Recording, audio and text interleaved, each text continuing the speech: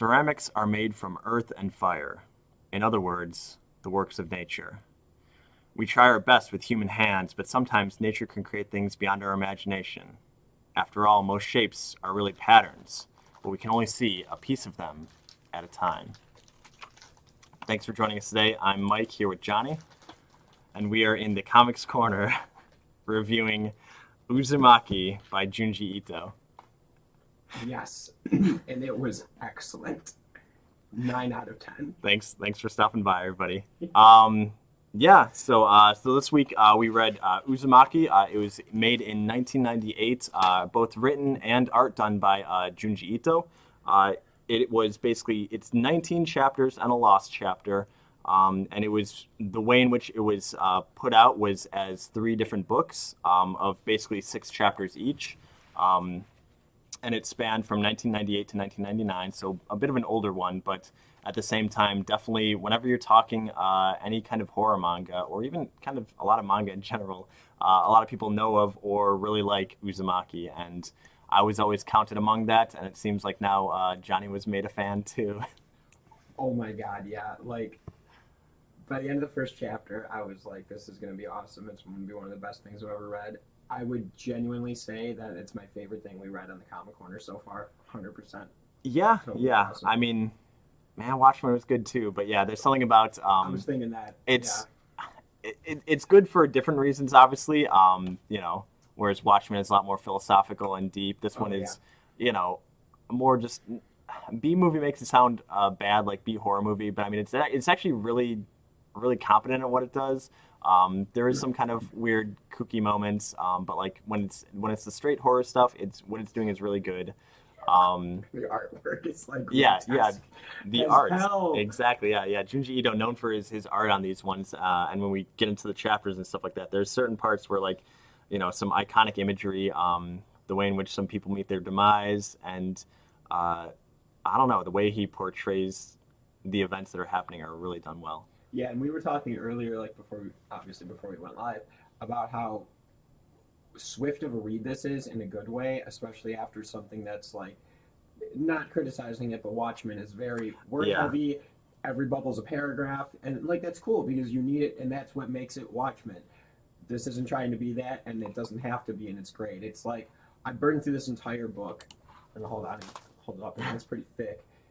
I burned through this in 2 hours. I mean, it was a really quick read, and I enjoyed it. It wasn't just like speed read to get through it. It was just captivating, a page turner, and I know we talked before that manga in general is kind of like that. It's just an easier read, and it was really nice to enjoy it. So, I don't know. Before we do an in-depth review, I mean, like I said, I would give it a 9 out of 10, which is really high. The only reason it doesn't get a 10 out of 10 is because we'll talk about it when we get there. There was a few little bit goofy parts towards the end, and that kind of like brought it down just a notch for me. But if it wasn't for that, and like you said, the straight horror stuff, 10 out of 10, great read.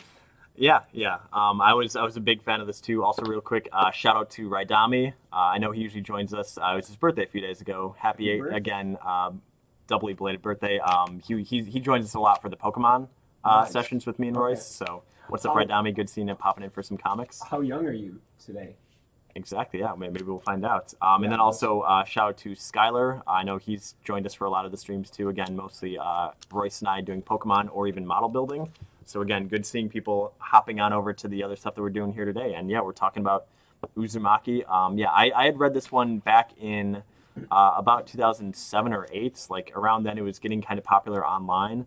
At least in like the weird kind of horror forums and message boards that I'm on. So like I started seeing talks of it then, which even then I guess I didn't realize that it was already had been out for about 10 years by then. Because coming out in '99, it felt like it was a lot more recent and a lot more kind of topical and just maybe it's just timeless with what it is.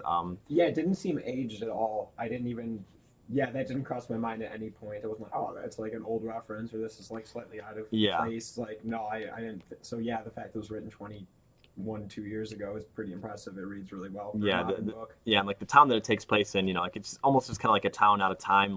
They've got lighthouses. It's just a bunch of high school kids. There's not really a lot of use of cell phones or computers. So I guess that kind of makes it feel dated, but at the same time, it's not like you're noticing it. So that's why just reading it, it's just like you're kind of sucked into that world immediately. There wasn't the opposite of it. You weren't seeing like phones on cords, the old televisions. Like none of that was around, so it didn't really give you a time reference in a good way. Yeah. Really good. But yeah, right out the gates, we meet the character Kiri Goshima. She's in a town called Kurozucho. I'm sure, by the way, preface this, I'm sure we're I'm sure we're going to butcher some of the names. I apologize for any of our Japanese listeners that hear us butchering it. I'm pretty sure I read them different every time they were said in my head, so. Exactly, yeah. But yeah, she's just a high schooler. She has her mother, father, and younger brother.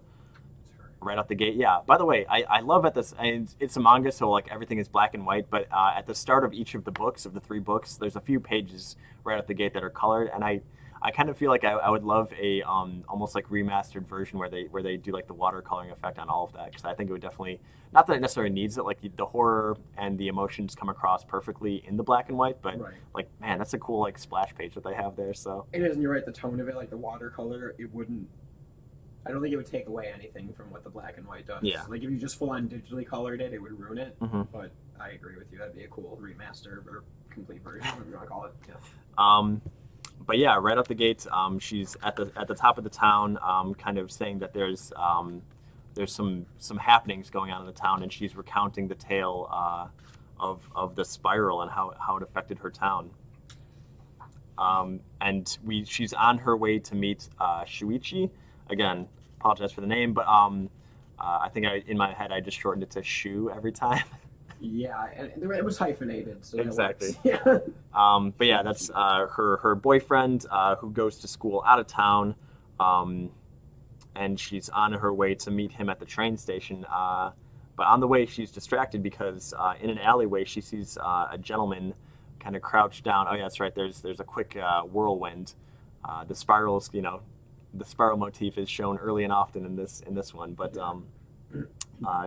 her on the way there, she sees in the alleyway somebody crouched over, staring intently at a spiral. And it's not until a little bit later that she finds out that is Shuichi's father, who basically doesn't respond when she's talking to him, and is just staring at the spiral. It was a snail shell out there. Yeah, I actually thought, this is only 10 pages in, and when I was reading it, like right off the bat, like that just sets the tone. Like this dude's not responding. He's weird. He's staring at something. I'm like, okay, this is gonna be like a creepy story. I thought it was a really cool setup. So. And she gets to the station and talking to Shuichi.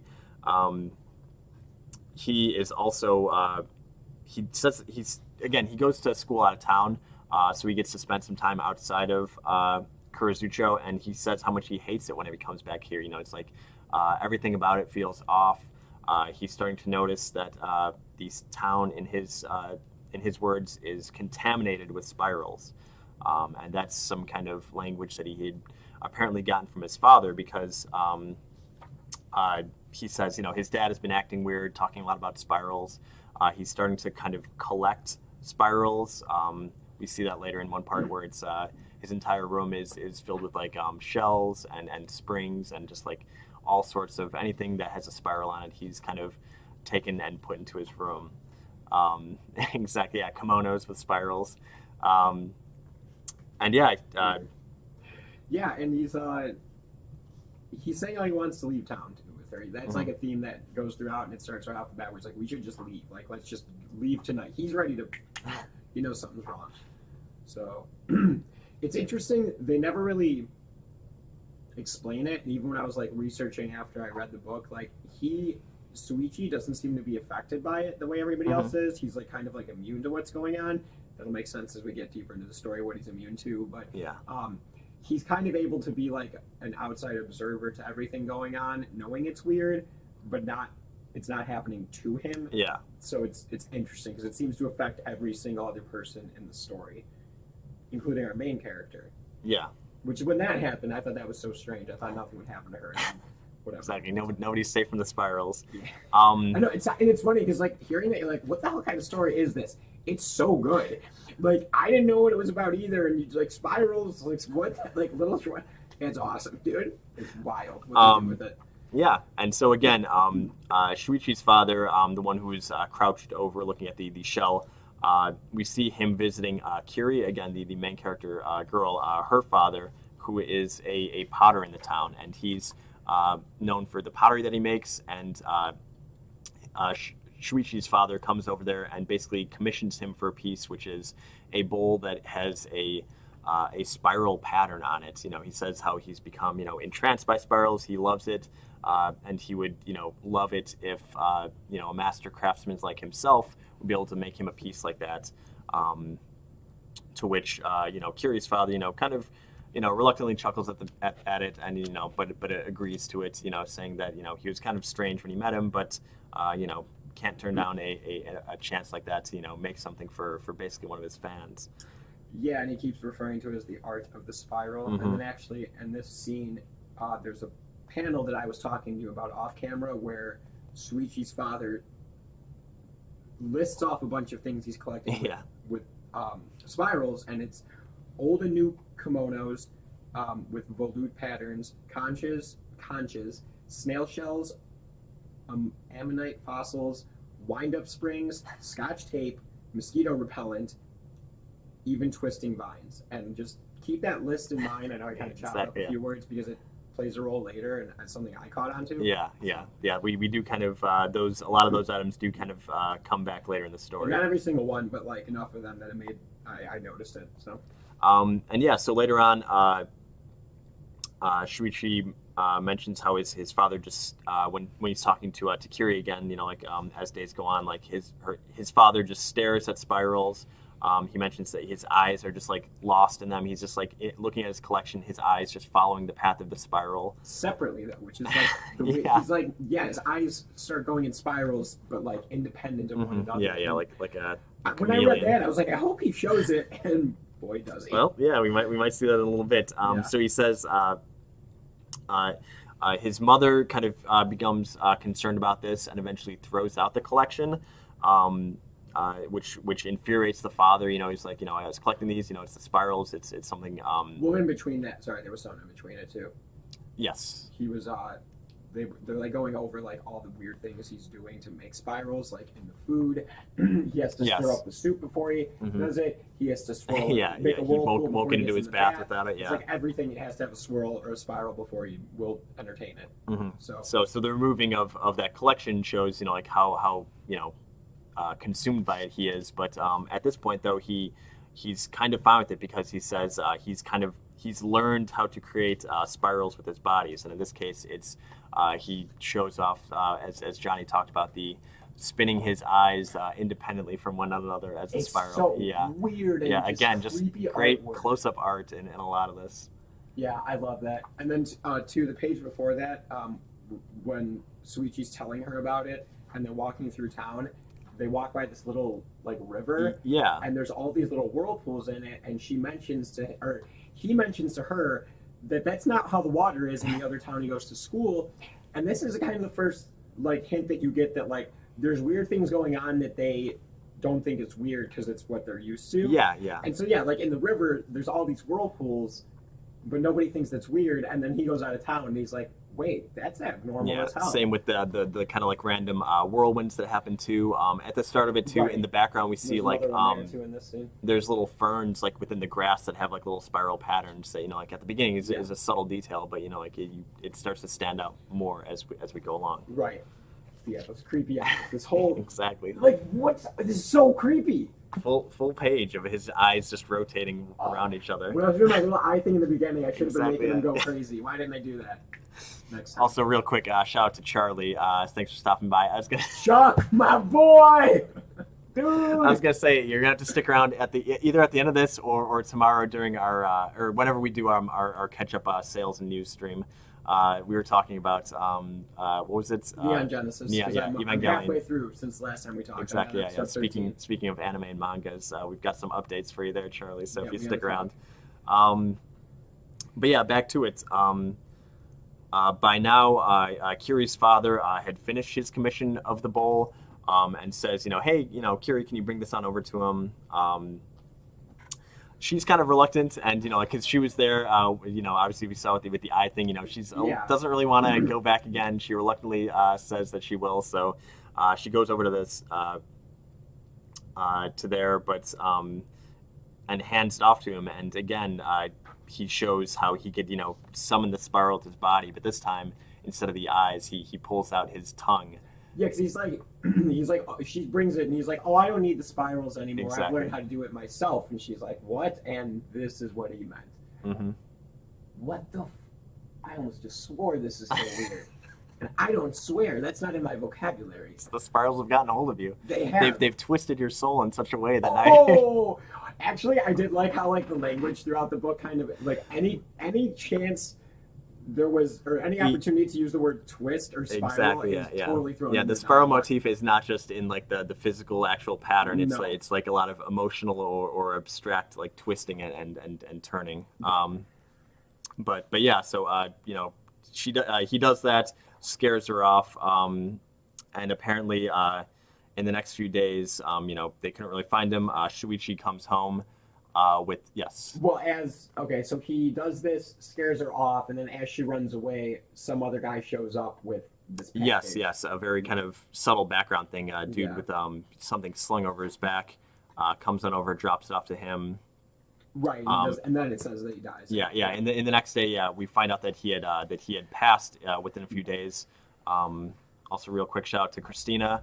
I hope you did your homework because we're talking about it now. It's due. So. Oh, she bought it, right? Yeah, exactly. Oh, so hopefully. Did you read it? I was gonna say, Christina, if you have any comments, feel free to hop in the chat too from what you thought if you finished it or even when we get to parts that you had read. But yeah, the father had died, and we find out the story of what happened and how Shuichi and his mother had come home one day. They couldn't find their father. They looked all over, but they found this new tub that they had never seen before. This was the item that was brought over to them, and they kind of reluctantly open the top of it and find quite a sight. One of the iconic images of this book is the father curled up inside of the tub. Oh my god, dude! I hate looking at this, and it's like a car wreck. I can't look away. It's just so odd. Yeah, again, and we it's detailed as hell. Yeah, dude. when we were having dinner right before this, we were talking about it a little bit. We didn't want to talk too much about it because we wanted to keep it pure. But yeah, the way in which that Junji Ito depicts a lot of this gore and horror stuff, it's not bloody. It's not anything kind of grotesque or gratuitous, but it's just the way in which even the details again, his hands are kind of intertwined in there, right in the center. His tongue still twirled out, his eyes kind of rolling around. It's not a happy sight, and that's the last thing that that Shuichi and his mother remembered him by. But again, they're having him cremated, and during the cremation ceremony, they look up at the sky. Somebody points it out that the sky has the smoke has created a spiral pattern in the sky. So, and right then it jumps into chapter 2. Where we see not only the spiral of smoke in the sky, but it begins to kind of descend from the center point, and they point out that it's following up in an area called Dragonfly Pond. That for whatever reason the smoke is quickly descending and heading down there. Also, if we're pulling up pictures too, there's a good picture in here, and I like the way in which they do this a lot. Yeah, exactly. All that in one chapter, Charlie. It's action packed like this. Yeah. Especially the early chapters, there's a lot going on. There's a lot of horror, a lot of just great iconic images. Yeah, actually, I just thought of this now. The first maybe 3/4 of the book jump around a lot. Yeah. Not back and forth, but the time skips a lot. But then when you get to the end, it's kind of day by day almost. Yeah. Time slows down. But yeah, in the beginning here, there's a lot kind of happening at once. What was the image you wanted me to pull? In the sky, we see. The face. The face of that. The mother looks up the sky and she says, oh, it's him, that he's the one that's causing this, and she's kind of starting to lose her mind. Yeah, exactly. She's, getting hysterical about it. She says, that it's, please stop, dear.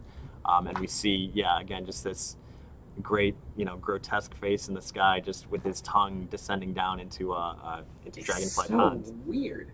Became the face of Scoochie, damn it. Scoochie, yeah. I'm Scoochie, the rockin' dog.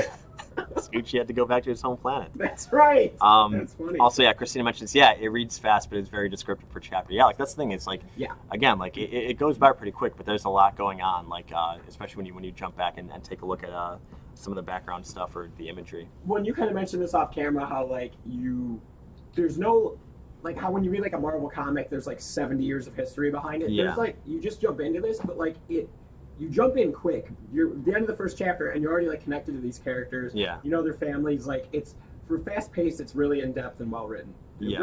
Really good writing. Actually, exceptional. Yeah. So. And so then again, the mother, freaking out after this event, she has to become hospitalized. She now has a phobia of spirals. She's institutionalized at the hospital where they were going to be actually bringing the father because, as in the past few days, as he'd been, kind of degrading in his mental health, they wanted to, check him in somewhere. So now they're checking the mother in there. And she, starts kind of freaking out in the hospital. She's, spirals everywhere. She's seeing them on the nurses, on herself. The nurse's hair bun. Exactly, yeah. She freaks out, so she can't have any spirals in her room. But that leads to her also realizing that there are spirals within her body. And she cuts off her own fingertips when she sees the spirals. Yeah, she cuts off her own hair so there's no spirals. Because whenever she sees a spiral, she's reminded of the image that we see there of, the father in the tub, just, curled up. So she's taking out any kind of spirals so she could not be haunted by that vision of the father saying, "Yuki dear, come join me in the spirals." I was reading that as you said it. That was weird. That was creepy. Oh, and then yeah, poor Scoochie has to wear gloves and a hat every time he sees his mom in the hospital. Yeah, those. I don't know. I've got. This will makes for great TV. You tell me you don't have spiral fingerprints, Charlie. Apparently, I don't have any fingerprints according to this camera. So. Mike, do we have scissors? Quick, hide the box cutters. Yeah, right. But yeah, so she's Suichi is talking with one of the head doctors there, and during these talks, he notices in the background there is a diagram for the human body and especially the ear, and the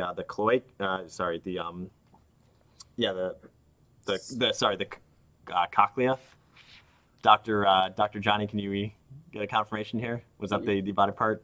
Cochlea, yeah. Yeah. Exactly. The part in the ear that's responsible for your sense of balance. Like it's like got like fluids in there, and like as we turn, like it helps keep us balanced and with that stuff. But I was wondering, is that I should know this because I'm a physical therapy student.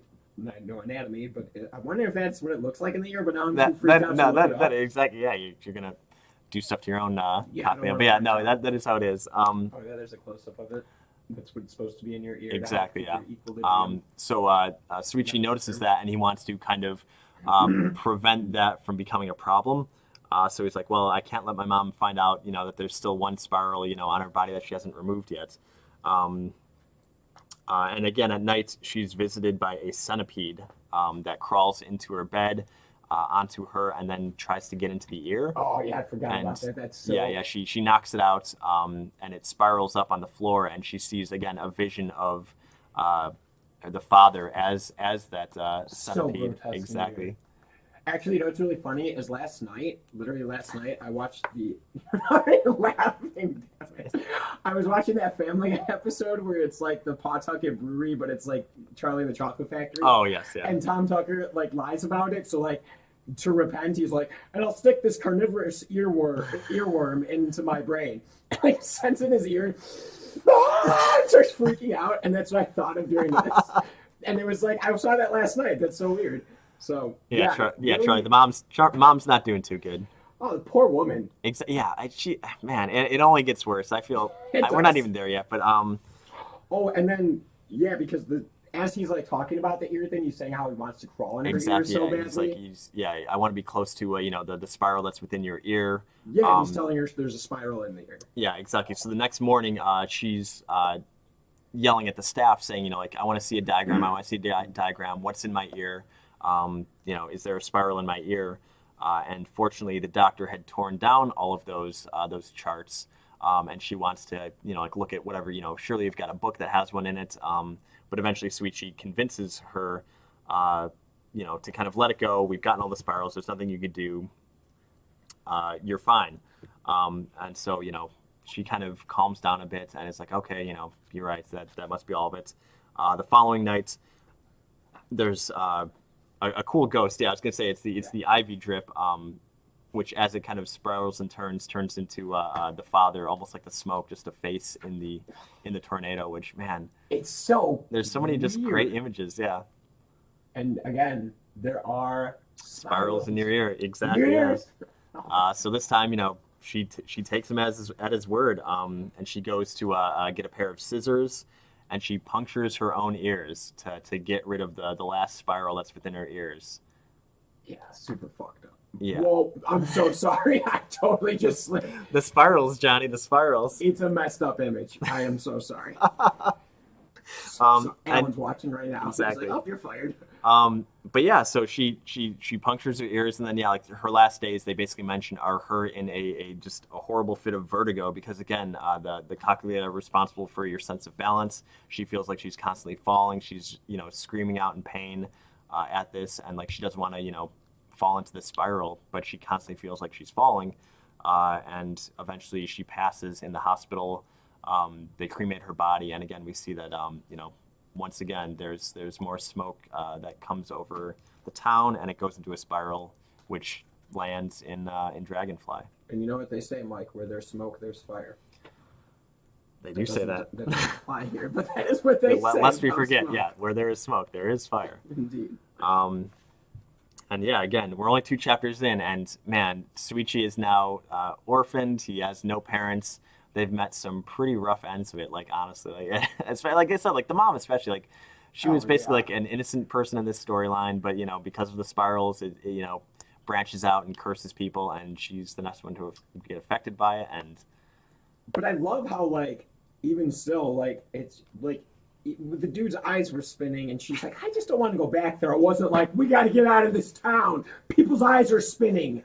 And then, like, the smoke billowing, everyone was just like, huh, there's a face going into Dragonfly in the smoke. There's a couple other, like, key points like that where I'm just like, the people in this town just straight up don't care. But, like... yeah, it's weird. Man. But I think that's part of the, like... yeah, like, part of the curse or part of, the spiral is, like, it's just, they're too... enthralled by it that it doesn't even matter at that point, but yeah, there's a bug. I'm not crazy. Exactly. Yeah. It's not the spirals have gotten to Johnny. First he's swearing, and now this. He's seeing flies. Yeah. But yeah. Harry Potter chapter. The scar. My scar. That's whoosh, over my head. Whatever, man. The lightning bolt. She's got a moon. He's the one that's the wizard, right? Yeah, exactly. So the next chapter. We see Kiri at school talking to her friend Azami. She apparently commutes from out of town, but she goes to this school, and she's really popular with the guys. Some of the other girls in the school talk about how guys are always wanting to be with her. She basically turns them all down, and the girls say that she's got a magic scar that entrances. Yeah, that ensorcel the boys. What word did you just say? Who's the wizard now? Ensorcel, like sorcery. Yeah, exactly. Yeah. Ensorcel. That's your... got him. That's the hardest I've made him laugh on the show. Man, what a good book. I've got to read Harry Potter now, too, if they get ensorcelled. There you go. That'll be our next week's exactly, yeah. We're not reading comics anymore. We're just reading Harry Potter. But yeah, we see the scar on her forehead, and she talks about how she got it as a child when she was playing on the like an outdoor gymnasium. She was trying to impress some of the boys, but she fell off and kind of got the scar on there. But she says like ever since then she's never had a problem like having boys fall in love with her, get ensorcelled by her. It's a good method because usually when girls hit on me, I'm like, well, how do you do on a jungle gym? Why don't you go impress me? And exactly, yeah. Show me your sense of balance, lady, first before before I get committed here. So she spends more time with Kiri, and they talk about her boyfriend Suichi. And Azami is very insistent on meeting Suichi, even though Kiri is kind of like, that's okay. You probably don't have to. He's just my boyfriend. It doesn't matter. But eventually she convinces her to visit, and on their first meeting, Suichi is very kind of put off by her because he says that he could sense that she is contaminated by the spiral. Yeah, he's like freaking out, man. Exactly. Yeah. She tries to ensorcel him, but he resists. There's that word again. But yeah, like I said, he could sense within her that. Charlie says it's a good thing she didn't hurt her cochlea when she fell. Otherwise, that would have been bad. Yeah, that's right. Nice use of the word cochlea. Exactly. Yeah. Very. If you could use it in a sentence, please. Yes. But yeah, so. Wait, that's cochlea Charlie? Yeah, cochlea Charlie in the chat. A perfect sense of balance. You're doing this to yourself, man. Yeah, so he can sense the spiral on her. Uh-oh. There's a ring in my ears. Exactly, yeah. Cochlea is off balance. Is that what it was called? That's what it was. Yep, the cochlea. The next night, she visits him. She's, saying that, like, you're the first boy to ever resist me. Like, what is this? Why don't you love me? Why aren't you falling for me? And he says, it's because of that spiral on your head. She's like, no, it's just a crescent moon. And he says that because she spends more time in the town, it's slowly becoming a spiral scar on her head, which she first notices. So he says, get out of town, just go stick with the town that you're living in. Don't come here anymore. Otherwise, the spiral will keep, twisting her. Spiraling out of control. Exactly. Yeah. Thank you. Skylar says he's not the only. He also hears the phone ringing. So it's. Oh, sorry, Skylar. The spiral has infected all of us now here. What you get for watching our channel. Exactly. Tune in next week. Where we read Harry Potter. So then Curie wants to have. She goes to a meeting in a park at night. She's supposed to meet up with Azami. And Suichi, I believe, comes along too. But first, she sees Azami, and Azami's wearing a lovely big hat to cover up her forehead. And she notices a very iconic scene in which the spiral scar has now consumed her full forehead. You want me to skip to that? Yeah. If you've got it ready. Right, so there's her in the hat, and she's walking along. And then she takes the hat off, and it's like, boom, Bam. that spiral. What the? Look at that. Exactly. I've actually got, tough to see here, but I've got a sweet pin. Oh, yeah, it's the image right here. That's spiral on there. Because, yeah, again, like that's what, talking about iconic images in Uzumaki, it's that one of the spiral that's consumed her full forehead, and her eyeball just kind of rolls right into it.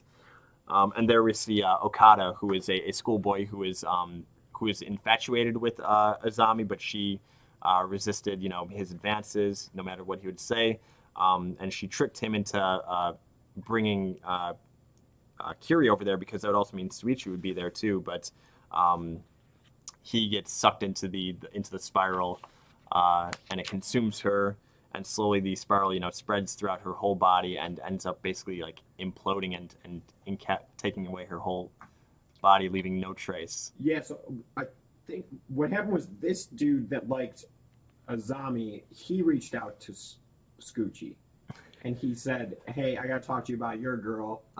And then he went, and then was it Kiri?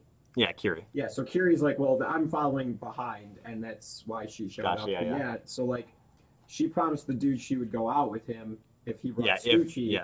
And then when she said, "I'm not going to do that," he rips her hat off, and then her head's the spiral. It's gotten even worse. Blah blah blah. And then I thought this was such a weird. He's like, "Is that a bone?" And then he starts to reach into it. Yeah. What a dog, which is a bad idea, because then he gets sucked into the whole thing. Yeah. Consumed alive. They run away for a bit, but then when they come back, she's completely consumed by the spiral, and just slowly disappears. Do you remember that story we read in grammar school as kids that was like the snake that like ate everything, and then it eats its own tail, and then like the last page it like eats itself? That sounds loosely familiar, but I can't actually picture that. I think that's I'll take your word for it. Yeah, exactly. Yeah, it happened. I didn't make that up, and someone in the chat verified. Exactly. Yeah. If we get anybody who's watching along, tell me about this Ouroboros book that we apparently all read in these high words school. he knows. There's some crazy one there too. But yeah, chapter 4. I believe that one was the firing effect. It is. Again, more people have died in the town, and they were cremated, which causes more spirals, more descending into Dragonfly. And this chapter is more about Kiri and her father. Again, he was the one who was the potter that had created the piece for Suichi's father at the start. And she visits him in his shed, where he basically has like a pottery equipment set up. He's got a kiln, and he's just staring into it intently. And she says, she tries to look and ask what's going on there, and he just says, nope, don't look in the kiln, nothing going on. Go back inside. Just go back in the house. Nothing to see here, folks. Exactly, I'm covering up nothing. Which is always, in a town where like people have started mysteriously dying and going crazy. Seeing that is definitely not a red flag for anybody. Nothing usually means something. Charlie, the moral of the story. Do you mean the moral of this story, or the moral of the made-up grade school story that Johnny had mentioned? Yeah, Chuck, fill us in, buddy. Well, Charlie comes up with the clarification. Kiri's father then goes to a ceramics exhibition where he's trying to sell off and also kind of show off to like local judges his works. And they've noticed that this year his pottery has radically changed. What's different about it? We see a collection of like just distorted spiral patterned pottery, and he says I swear like whenever I'd put it into I'd make it'd be perfect, and I'd put it into the kiln to be fired and hardened, but during all of it it changes, and he says he attributes it to the firing effect, he calls it. He says between that and the secret clay that he now uses, that it's created these wondrous works of art. He loves it. But apparently nobody bought it, any of his works there. He says, they don't appreciate good art. Well, when he brings up the clay, by the way, what kind of new clay did you use? I prefer to keep that a secret. Exactly. Yeah. I read that and was like, it's trade secrets. You can't expect him to want to give away all these answers. But exactly, don't mind if I do. Yeah, you've got your own drinks. It's good. This is going to be a long one. We've got a lot to talk about here, so be sure you're hydrated. Charlie says, I meant Uzumaki. Sounds like just a whole lot of tough breaks. And honestly, Charlie, you're kind of not that wrong. Not to jump to the end. There's no real moral. There's no real ending. It's just everybody gets kind of, bad breaks because, their town is cursed by the spiral. So if you want to stick around to hear how more people reach their terrible ends, we'll get into it because there's going to be more coming up soon. So he brings home the pottery that didn't sell in town. Nobody bought it. So the mom and dad, Kiri and the mother look at it and they start noticing that there's faces in there. yes. And the more that they look, they see the one face, and then there's a female-looking face, and Kiri recognizes it as Suichi's mom and dad, the ones who had recently passed, and a few other random ones that she doesn't quite recognize. 4 faces in all. 2 new faces were identified as citizens who had recently died. Each had been cremated in that word I can't say. Kurozuchi. Yep. Well, that's the Right town. enough. It's fine if you can't say it. Skylar says, sounds like something I would read. Why haven't I ever heard of this? Yeah, Skylar, like it's honestly Junji Ito. Yeah, one, why haven't you? And two, Junji Ito in the past, I feel like 4 years or so, has definitely had a renaissance. He's gotten a lot more popularity, even to the point of now we were talking about it. By the end of this year, they're supposed to be on Adult Swim. I believe it's a 4-part manga or anime that's coming out that's about Uzumaki because again, like he's gotten more reach in the Western world. In 2000, a year after, actually a year before it had been finished, as Uzumaki the manga was being made, they were in production of a movie for it, which came out in 2000, and the movie, which I watched, was made before the manga finished. So it kind of takes a bit of a turn because it doesn't have the full storyline. But even then, back in 2000, they made a movie for it. So it was popular overseas, but it didn't really start coming over here until, like I said, like the last 5 years or so or less. Yeah, Skylar, I guess I just came out from under my rock. Yeah, I mean, again, like it's one that like a lot of people might have heard of, or you've probably seen again like the face of Azami with her head coming in on itself, and then the father in the tub. Like a lot of those are probably, I'm sure, online. You've seen like just those images being used for stuff because they are such iconic and grotesque images. But yeah, it's not uncommon that you might not have heard of it. So that's why again we're talking about it now to kind of bring it to more light and spread the curse of the spiral. So to be fair, I never heard about it before Mike brought it up last week, and I'm in the same boat as you, man. I started and it was like, this is right up my alley. yeah, Like it could just be that I'm, like I said, weird and knew these like Japanese horror, because I loved like a lot of Japanese horror movies like The Ring, The Grudge, Cure, Curse, all those fun ones. And this one is so many great things going on. Back to the movie. It's a bummer that the movie wasn't that good, though. Maybe I'll talk about that at the end more, but because the way in which it changes and doesn't really follow the stuff, but it also adds some cool new stuff. But I don't know. The movie is kind of hokey. Again, coming out of 2000, like you need a lot of CGI effects for some of the stuff that goes on there, and CGI doesn't really work in some of those scenes. But like there's a crazy one where his eyes are spiraling and bugging out, and it looks more silly than actually like again like you saw the image there of how grotesque it is, but on the movie form it's a lot just sillier. It's like these like weird just big bug eyes that are spinning around. But yeah, I'd be down to watch it though, even just to see how goofy exactly. it is. Yeah, we'll have to have a movie viewing. And if anybody cares, I know because I watched it today on YouTube, there is like a 2-minute teaser trailer for the anime, but it doesn't give much. Did you see that? No, I haven't seen that. Although speaking of the movie and YouTube, Uzumaki, the 2000 movie, is fully on YouTube. So if you want to watch it after this, feel free. Yeah, it's all up there. Well, like you said, it was made before the book was finished. So yeah, it won't spoil the ending. Although the ending, is it even like a spoiler? I mean, I'm not going to say it, but like, since there is no like resolution, there's not really a spoiler at the end. Yeah. It's kind of weird. Yeah. So like honestly, like the movie itself kind of takes place mostly in like these first 4 chapters. Like they kind of condense like some of that stuff and dip in a little bit of some other stuff. But yeah, it takes a different turn. So if you like the manga, I'd say it's worth kind of watching the movie, but it's not that good. It could have been so much better.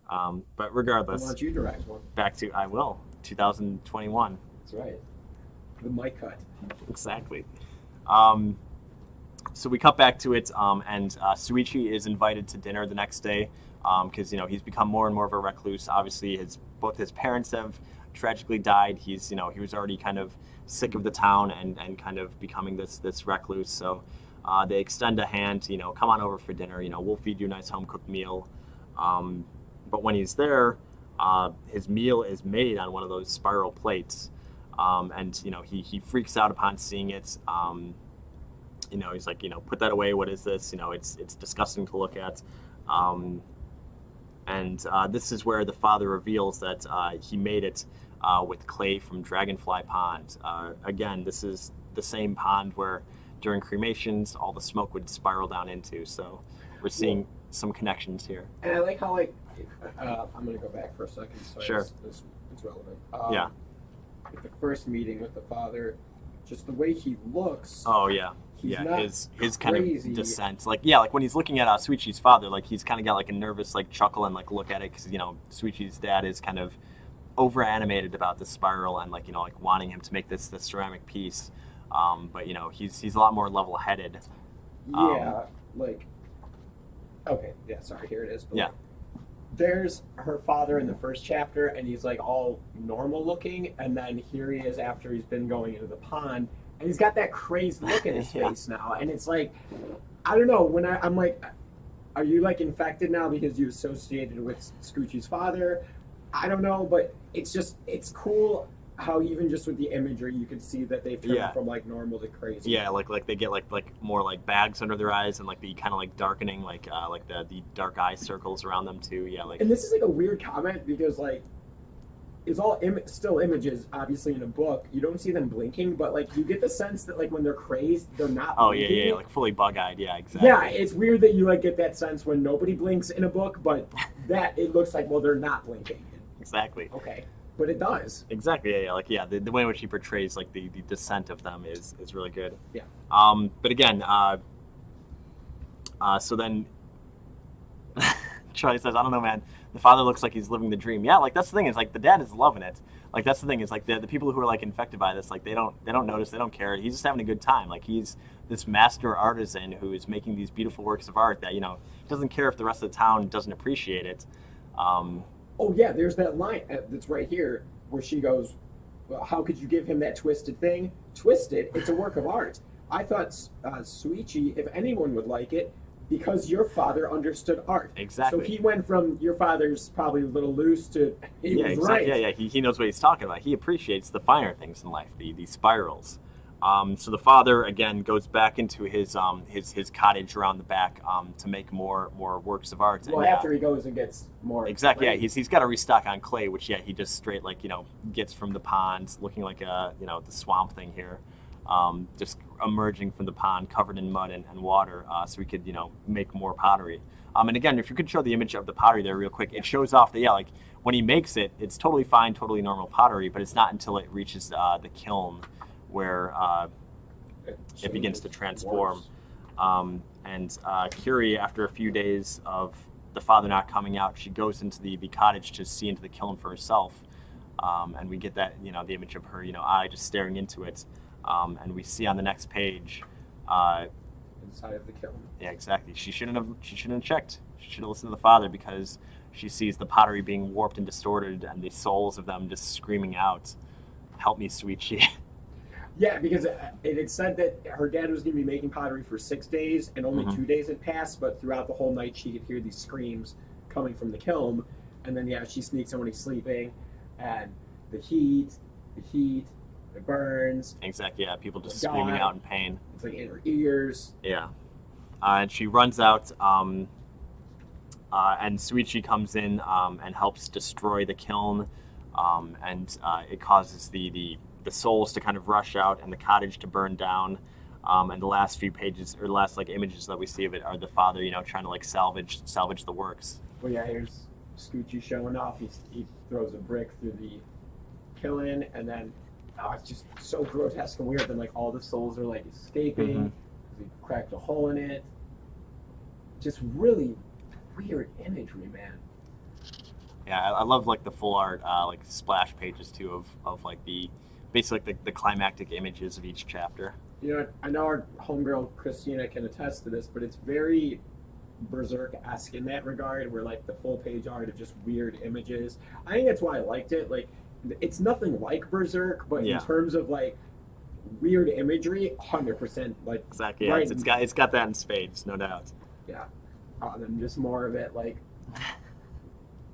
It's just so much good art every page. Man. There goes the father's pottery barn. And then there's him next day trying to dig it out. Yeah, it's ooh, there's still this one, still good. Yeah, right. He's still he just cares about the one thing, and that's his pottery. The next chapter, it's this one. There's not a whole lot going on there. It's basically a Romeo and Juliet story about these two kind of warring families in what are called these row houses. They mentioned at the beginning. They mentioned the chapter. Thank you. They mentioned at the start of it that there's throughout the town there are these row houses, which are kind of these vestiges of the village when it was older. It's these houses that a lot are either abandoned or decrepit, or poor people live in them. So these are these families are two poor families that we find out that their souls had been twisted by the spiral. It causes them to hate one another. But again, like Romeo and Juliet, from these two warring families, the daughter of one and the son of the other have fallen in love. But it's a forbidden love because they don't want them to see each other. So the son says, we should escape, we should elope, we should run out of town. And they eventually decide to, and they try and run through the town. The fathers, the parents, try to stop them. They eventually kind of meet on the beach where they're confronted. Well, before that, this is important. Before they had there's one kind of hint at some stuff that's to come. Yeah, they're in a rundown house by themselves, and they're just looking, and they see they see something crawling on the floor, and it's twisted together, and they realize it's two snakes. And the line, it's they're fighting, or how creepy, they're fighting, all twisted up just like our parents. No, they're not fighting, they're making love. Ooh. Snake sex. Exactly. Yeah. Gross. We'll sure to blur that out in post. Is that how snakes have sex? I don't know. That I didn't look into. Oh. Well, I mean, I was gonna say, yeah, maybe you could follow up on that one for us, Johnny. You got it. But yeah, so yeah, we see kind of some foreshadowing there of the twisting. And again, back on the beach, the families confront. One more thing before the beach. Oh, I'm yes. so sorry. Oh yeah, him. The hit. Yeah. Yeah. So like after they see the snakes, like almost immediately after, the father of, I think it was the dude's father. Mm-hmm. He shows up. He finds them. Like you can see him down here. He like barges in where they were, and he decks the son across the face, and the son falls to the ground, and Kiri's there to talk to him, but she doesn't notice this thing with him, how when he got hit, he fell to the ground and twisted around, and she says that she didn't notice it until later. And that time, I just didn't notice Exactly, it. I didn't notice that. I didn't see how twisted my friend his body his like complete, like almost like 180ing there. Yeah, she didn't notice that. Exactly, so, it happens, like right. in the heat of the moment, she barely noticed. But again, they meet at the beach finally. Yeah, after that they do. And they confront one another. And the son and the daughter say, like, enough's enough. You're not going to separate us. We're going to be together forever. And they call out to one another, and they both have their bodies twist and morph and stretch, much like that we saw at the beginning there with his spine, and they start intertwining much like the snakes, and like their hands intermingle and their arms start to twist around one another, and so do their bodies until they're completely wrapped around one another. Yeah, so that's him calling out to her, and he's like, "Let's do it like we did the time before." And then you see he starts to twist his body. There you go, what? And then a natural reaction, to be fair. Right, so he keeps going, and then she starts twisting hers. This next page, just so weird. And then here, I'll just let you, so she's twisting up. Yeah, upwards, and then the hands intermingle and twist like a Twizzler. That is like a Twizzler. I'm never going to be able to eat one again without it's thinking okay. of this book. Thank you. They weren't good enough to be eating anyway. So. Yeah, Twizzlers suck. And then there's like, they just keep intermingling. And then Dad, oh my God, it's so weird. And they're trying to break them apart. Yeah, he says it's like a steel cable. Wire. Yeah. Like. And there, like you see their feet down there, their heads are there. They're all twisted and distorted. And he says, like it's okay, Dad. We're going to be together forever. And then they wriggle off into the ocean and are presumably never seen again. Yep, that was the last we saw of them before they disappeared into the sea. Mm-hmm. I hope they're okay. Those young kids, young love, I'm sure they'll be fine. Yeah, they can breathe underwater. That's what them TikToks are for, right? I just showed my age. I don't know what TikTok is. I was going to say the video service? That's what all the kids are doing. I don't know. They're showing off like they're trying to... What's up, Ryan? They're showing off the videos of them, like how long they could hold their breath. Is that what you're getting at? I guess. Yeah, I don't know. I was just making the young kids joke, and I guess it didn't land too well. Speaking of the young kids, the next chapter is again another high school chapter where we follow Kiri to high school, and it starts off on again Charlie talking about tough breaks for people. At the beginning is. One of the classmates had fallen off the roof. He was, doing some acrobatics on the handrails.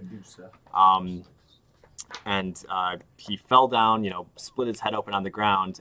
But the thing that they noticed is he died smiling. You know what that reminded me of? Batman '89, the Joker. I mean, come on! You can hear that stupid laugh. Is that how it went? Yeah, and it gets playing at the end. You never seen Batman 1989? I have. That's what that is. Okay, I'm sorry, I didn't realize that it was an homage to that. Definitely. But yeah, they said that he was up there showing off, trying to get attention. But they noticed that when he died smiling. And we meet Sekino, another female classmate of Kiri, and she talks about how she could relate to that. She wants to have all the attention, and maybe that's why he was happy, is because right before he died, he was able to have all that attention, and maybe even in his death, he got more eyes on him. And then Suichi talks to Kiri about mesmerism, which is by our boy Frank Mesmer, known for animal magnetism and basically like the beginnings of hypnotism. So he's explaining how people are using mesmerism as a spiral, because much like this, in a spiral, your eye goes into it and it's lost in it. Like that, people are trying to emulate this too by showing off, or even just by dying, they're able to gain attention. And the next day, we see that Kiri's hair begins to have some spirals in there.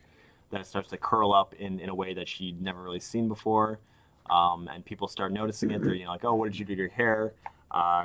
But Kiri's not really a fan of attention, so she tries to cut it off, because it no matter what she does, it won't straighten out. She tries to braid it, it breaks out of the braids, and people keep complimenting her on it. But again, she's not that big on that attention, so she tries to get it cut, and in doing so, the hair eventually lashes out at the poor masseuse. I know.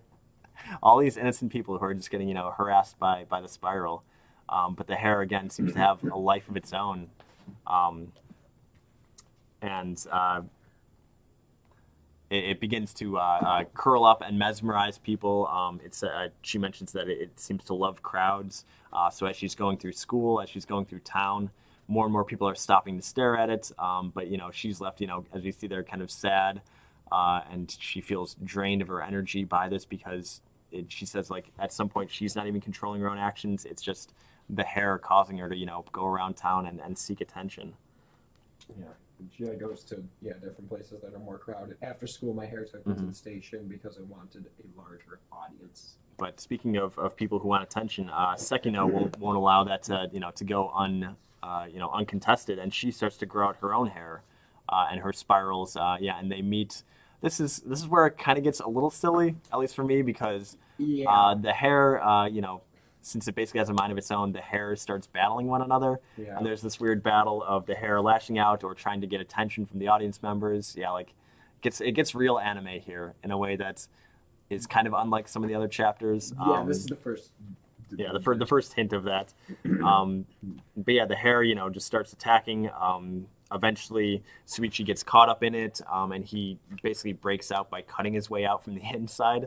Yeah, he gets consumed right there because he came up to cut it. So Kiri is freed of it, and she's short-haired now. But Sekino is basically the winner, so she goes around town to start showing it off. But as she does, she feels more and more drained, and eventually she attaches to a pole after kind of no longer having the will and ability to walk on her own. And again, some just creepy, her slowly aging, right in front of it. Yeah, she can't even walk anymore. She just collapses at the pole, and she is, just eternally stuck to it. It says, like that she had died there, but the hair kind of remained and showed off to the people for the next, couple hours. So. Yeah, definitely weird. And that's the first weird chapter. I mean, it's all weird, but that's the first one that's different. It's all weird, than the rest of the story.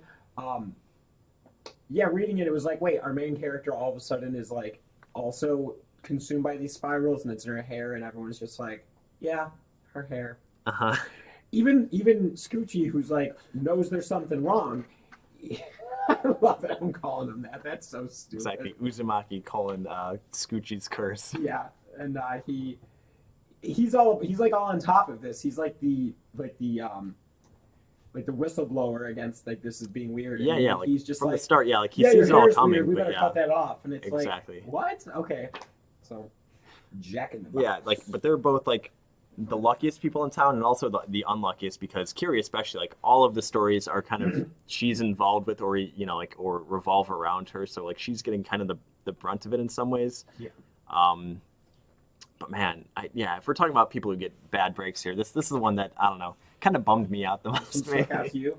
This is the next chapter. Chapter 7. So this is the start of the next book. So all the chapters that we talk about the first part were all part of book 1 of 3.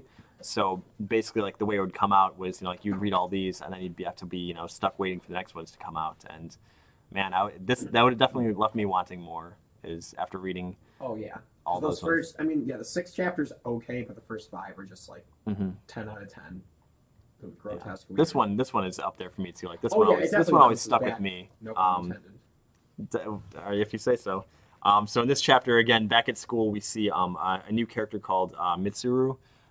The kids in school they nicknamed him Jack in the Box because his whole shtick is he likes to jump out and surprise people. Like he wants to, shock people and yeah, whoa, Okay. and then get attention that way. And in doing so, he starts to fall more and more for Curie.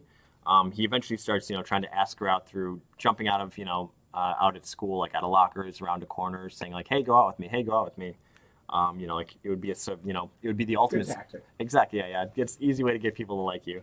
But she obviously says no to all of his advances. She's got a boyfriend, basically kind of out of his league too in some ways. But he's like, oh well, that would be the ultimate surprise is like if a girl like you was my girlfriend. Like nobody would expect that. So he's sticking to the surprise shtick and. That was his best shot at making the surprise thing work. How big of a shock would this be? You're right. I'll go out with you. Good try. Charlie says, man, I hope it's one of those Jack in the Boxes that wind up in a non-spiral motion. Yeah, like that's the only way to be safe is to, get rid of all the spirals that you've got. And I wish it was one of those Jack in the Boxes with a cheeseburger and French fries because I'm hungry. sponsored by Jack in the Box. Yeah. Skylar says he's in the midst of writing his own book. Really? Yeah, let us know a little bit more about that, Skylar. I hope it's also a horror book, or at least a comic book, and we could definitely review that here. That would be awesome, dude. Yeah, definitely. But yeah, if you need any inspiration, cool. No matter what book you're writing, I'm sure you'll get some inspiration out of Uzumaki. So, That's true. But yeah, then we see them. They're in a graveyard, which is interesting because they talk about how in a graveyard, that in the town because of all the cremations causing like the weird spiral smoke effect, they've stopped doing those because they can't really figure out what's causing it or why. So like, all right, we're just gonna stop doing cremations. So they've started to use graveyards for actual bodies again. So they're kind of skeeved out at the fact that like there might be bodies in this graveyard for once in a long time again. Yeah, actually when I was reading it the first time, so Scoochie's dad dies, he's the first one to get cremated, and then his mom. And reading it the first time, by the time the mom got cremated, I was like, why don't they just bury the bodies? So I'm glad he wrapped back around to that, to like, well, okay, they weren't, but now they are. Because I think it might be also a cultural thing. Let us know in the chat if I'm just talking out my ass here, but I know that it is kind of, I think, more common in Japan for cremations than actual burials. I did not know. I don't know if it's like a complete, like, 90% of them are cremations and like using a graveyard is like very unheard of, but I know that cremation itself is at least a lot more popular in Japan. That makes sense. I did not know that. So yeah, it could be a cultural thing, but so within the graveyard though, old Jack in the Box runs into them again and jumps out from behind a grave. Yeah, great way to get a girl to like you is at night in a graveyard by scaring her. But again she resists his advances. A few more days of trying. I wanted to say too with the grave. Yeah. I don't know. I took, maybe this is just me reading into it too much. I kind of took it as like there's like so many more people are dying that the graveyard's starting to like fill up like fast. Like it's, I don't know. That's what I took away from it. I don't want to go and reread all the panels right now, but there was something that made me think like, all of a sudden, like the death rate has shot up, and you have a graveyard full of bodies that they didn't have 2 weeks ago or whatever. Yeah, well, they're about to have one more here. The next day, Mitsuri, old Jack in the Box, runs into to Curie and offers up coming out of a trash can with a box in hand of a gift that he's trying to give her, and she doesn't even open it. She doesn't want anything to do with it. She just resists his advances. And he basically says, all right, well, nothing else seems to work. Maybe I could find out, a new way to kind of win you over and surprise you. And in doing so, he runs out into the middle of the streets and gets run over. And man, they actually show it, and it's kind of rough. Yeah, like they linger on that shot there. Yeah, him just caught up in the suspension and the wheel well. Even the next page, I know they kind of like show it again. Zoom out. Oh yeah. Oh god. Yeah, Exactly. So they say, like he obviously passed. They bury him again because there's no actual cremations happening in the town at this point. Um, and so the next days, she looks at the gift and she decides to actually open it and finds out that it was in fact, as Charlie said, a Jack in the Box. Unfortunately, it is one of the spring varieties, so it jumps out. She keeps it, although she swears like that she hears it talk. Charlie says wrecked. But that poor kid, Charlie. Mitsuri, he just wanted somebody to love him, and he wanted a girlfriend that would surprise people, and in the end he just kind of gets Charlie says he must have felt his life spiraling out of control. Exactly. Too soon, Charlie. Can I get an F in the chat for Mitsuru? We'll dump one out from out. Exactly, yeah, pouring out into my mouth for Mitsuru. But yeah, the Jack in the Box kind of just starts talking to her, and she's afraid, so she calls upon Scooby-Doo here to help. They go to the graveyard, and they basically decide that, well, the only way that we could make sure that he's dead is to actually visit the graveyard and almost like a vampire run a stake through his heart. Well, I love that there's that line. Yeah, exactly. Yeah, he's not... so you believe what the clown said. I don't think he's a vampire. Look, we're here because we believe a toy clown talked in the first place. Exactly. Nothing's unbelievable. And you know what? Come on. You know what this reminds me of now? What's that? Simpsons Halloween Special 3 with the killer clown, the Krusty the Clown talking doll. Exactly. That's what the Jack in the Box Well, much like the Jack in the Box, it was just stuck on the evil mode. There's your problem. There's your problem. This doll's been set to evil. That's a great line. Also, Charlie gives us an F in the chat, so thank you, Charlie, for remembering Mitsuru. Skylar also F in the chat. Thank you, guys. Exactly, yeah. Again, like get an R.I.P. Mitsuru shirt. Exactly. No what the hell it means. Oh, your friend died. Tragic. Exactly, yeah. R.I.P. Jack in the Box. He did something. He sprung too soon. I don't know. There's a eulogy in there somewhere. There is. But they go to the graveyard to again like try and treat him like a vampire and make sure that he's dead. So they dig up his body, and they can smell the rotting corpse. Like, it gets kind of graphic in this one. Yeah. So there, there's the grave. There's the crowbar. That's not a crowbar. This is a crowbar. I was just thinking that. Hell yeah, man. A murder. A group of crows is called a murder, Marge. I told that to someone recently, and they were like, "That's not true." And I was like, "Yes, it is. The Simpsons said it." I was and then gonna they say, looked it up, and it was true. It's gotta be correct. Don't you dare question them. But yeah, so this is what he's talking about. They pop open, they pop open a little window, which I guess they have, and the smell starts coming out, and then there's a bang, and then the next page, freaking awesome, boom, God. Yep, much like the Jack in the Box he was named after. Yeah, his body just springs up through the hole, and his whole body just flies out of there, and it gets kind of supernatural, but in a pretty creepy way here. This wasn't like goofy supernatural. Yeah. This was pretty. I mean, what the? Yeah. He stands up, and then they start running away, obviously as one would do. But he follows by basically hopping down through the graveyard.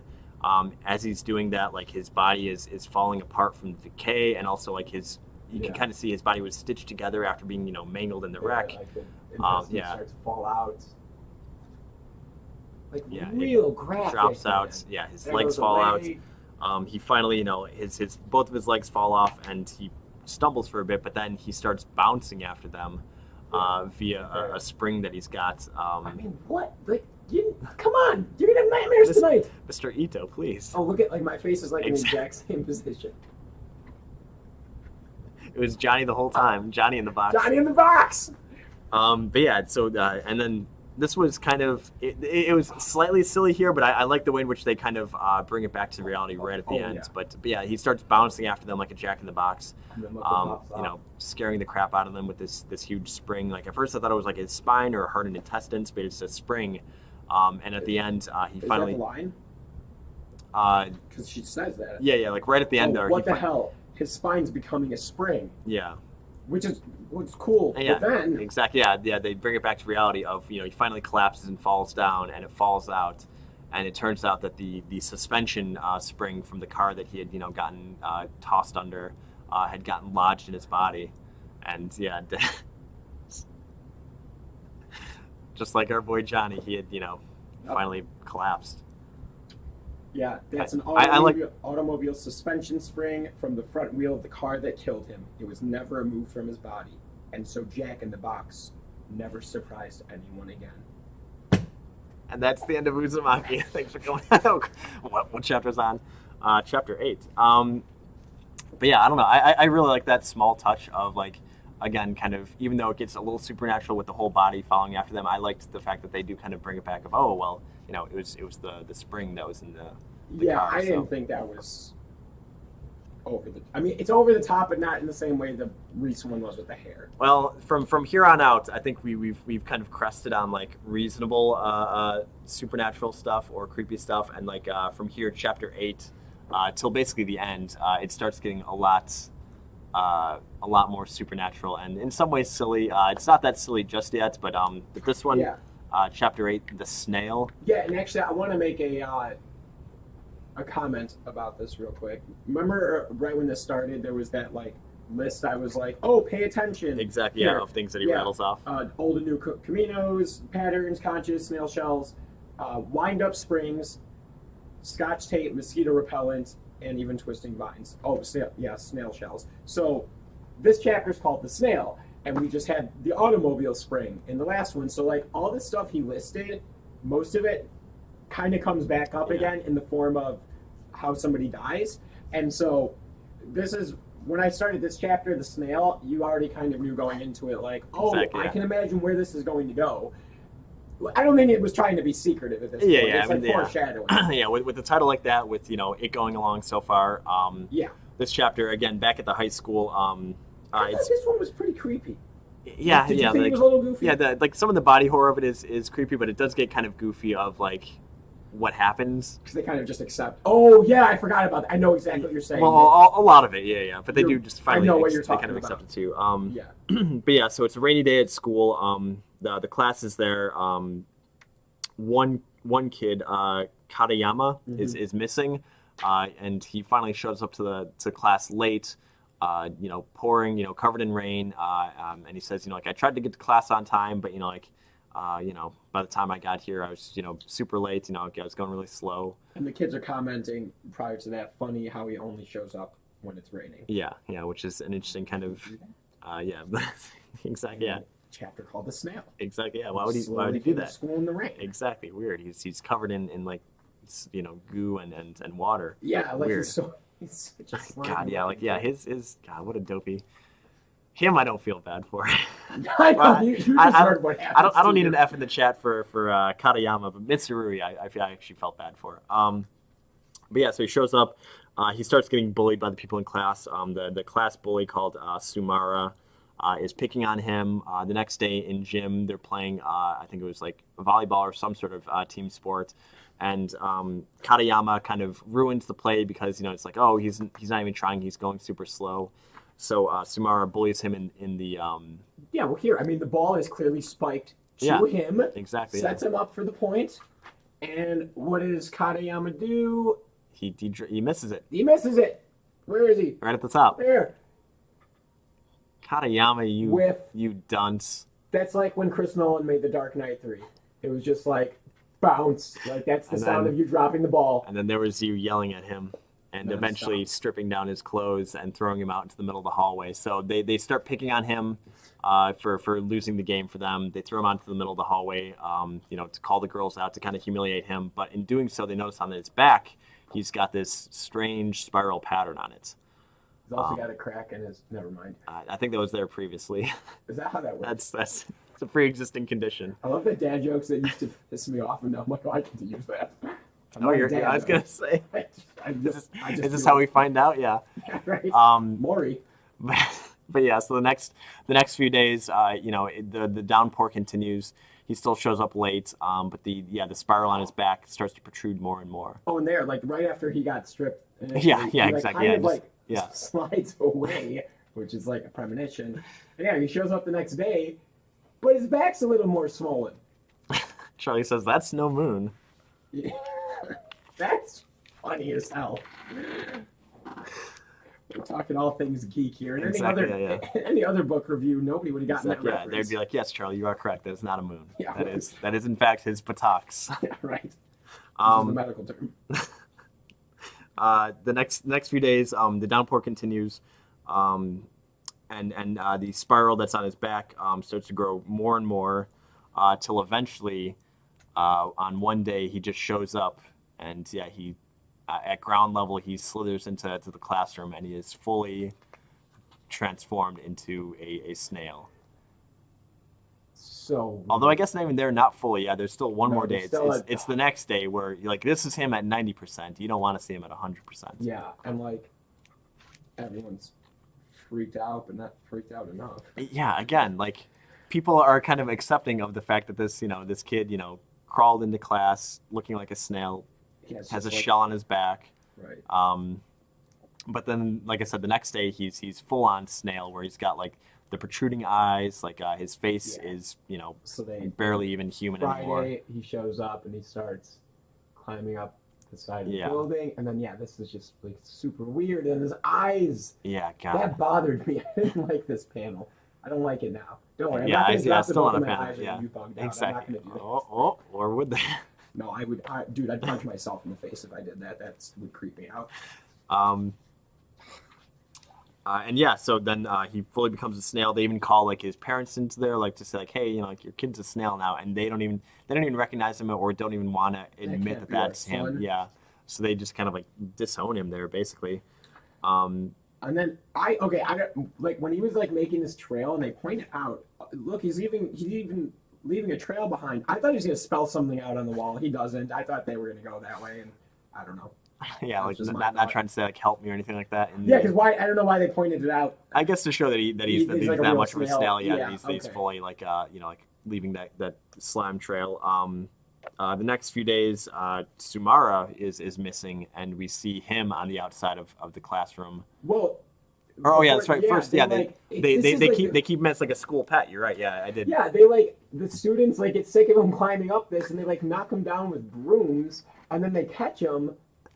And then they put him in. Yeah, they leave him in like some like old like gym. Eventually, the school took care of him, and they're picking on him now. Yeah, just some old like gym shed or something like that. They've got enclosed where they're just keeping him like a weird school pet. Which again, like this is one of the parts where it's like kind of losing it for me a little bit of just like nobody in the town really seems to care or react to it that much. Yeah, and then actually before what's his name? Sumara. Yep. Before Sumara shows up, right after he's picking on him here, like immediately the next page, Katayama retreats to his shell, and Tsunami goes and starts drinking water, and he's like, it's so hot, and his friends are like, what are you talking about? It's not that hot. Yeah, exactly. All of a sudden, dude's kind of gross and slimy looking after he just got real hot for no reason. I mean, to be fair, wouldn't we normally be? Shouldn't be picking on snail people. Karma. And yeah, much like the karma, well, now I've got to. Then Sumara stopped coming to school. Exactly. He was starting to move too slow. Until one day we see him. Now he's climbing up the side of the building, as a full-on snail form. Yeah. Well, there's the girls. They go over to Katayama because he's been in a shell. There's some water. Yeah, he's all dehydrated. Yeah, and he like pops his ugly. Oh, it's just so weird.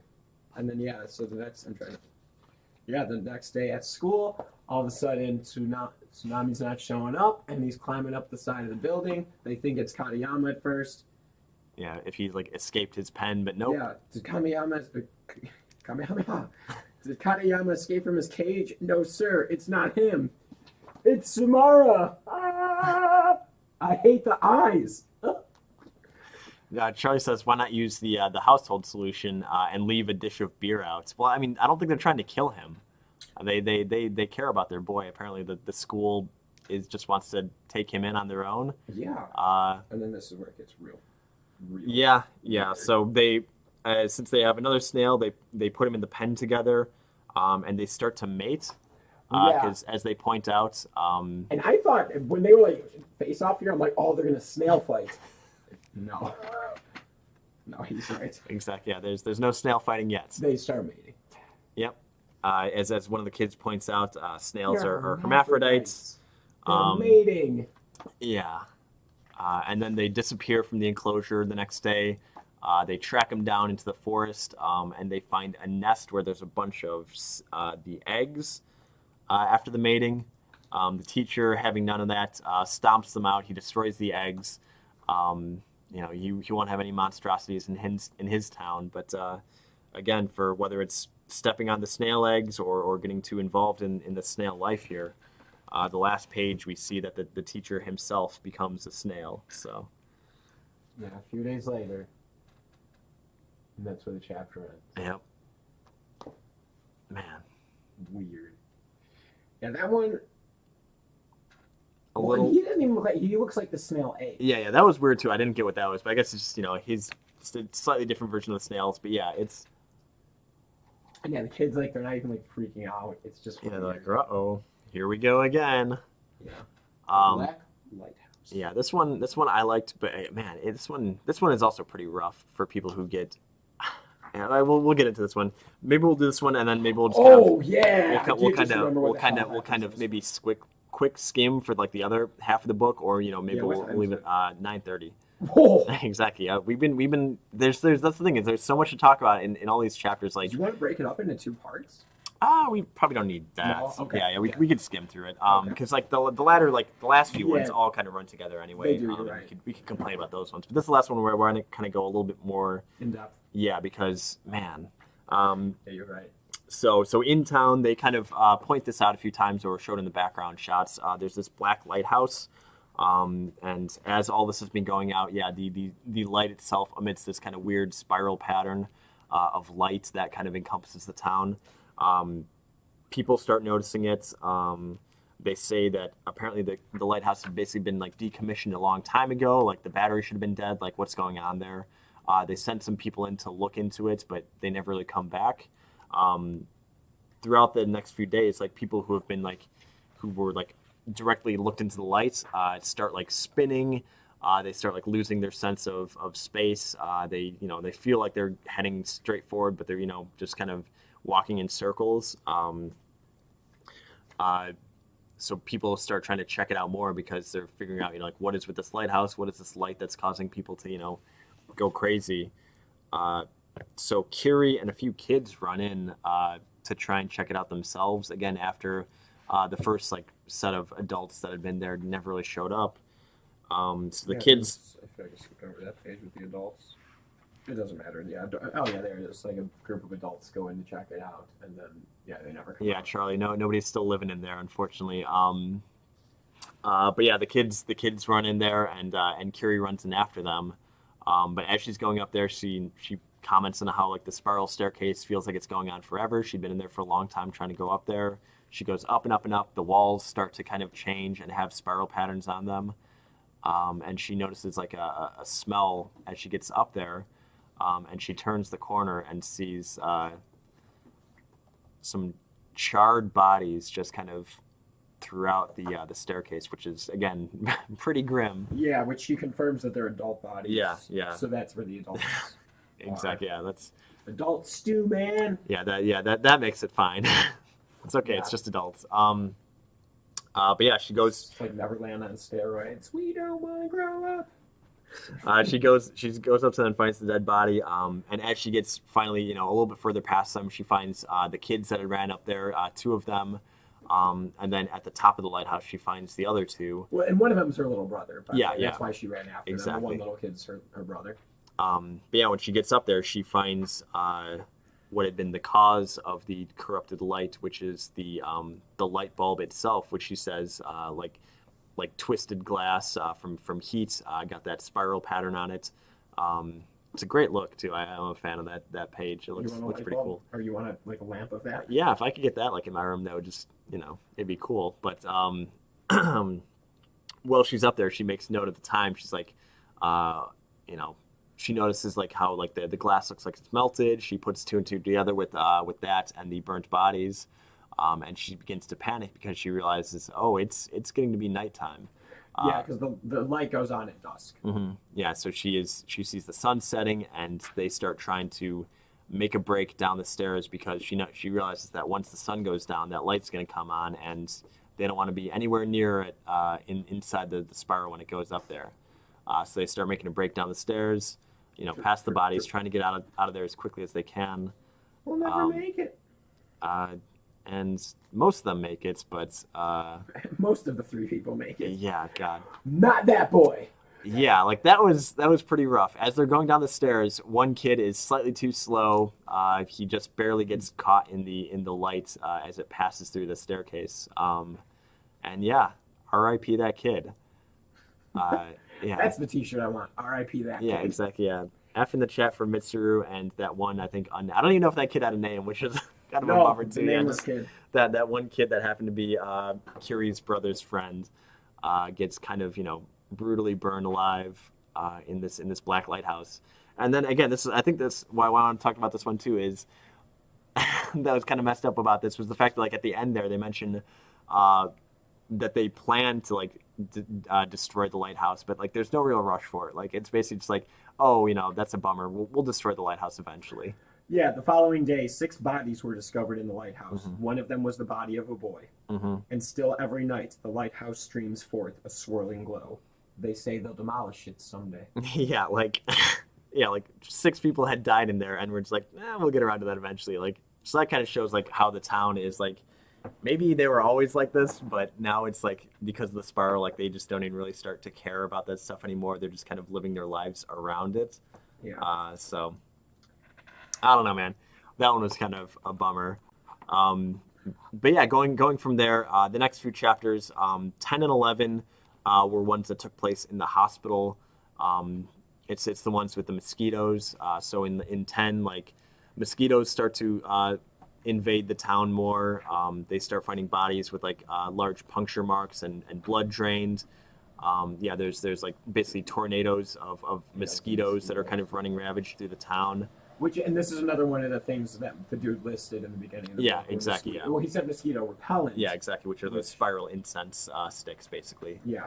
And these ones again, like they kind of run together because it has the motif of mosquitoes.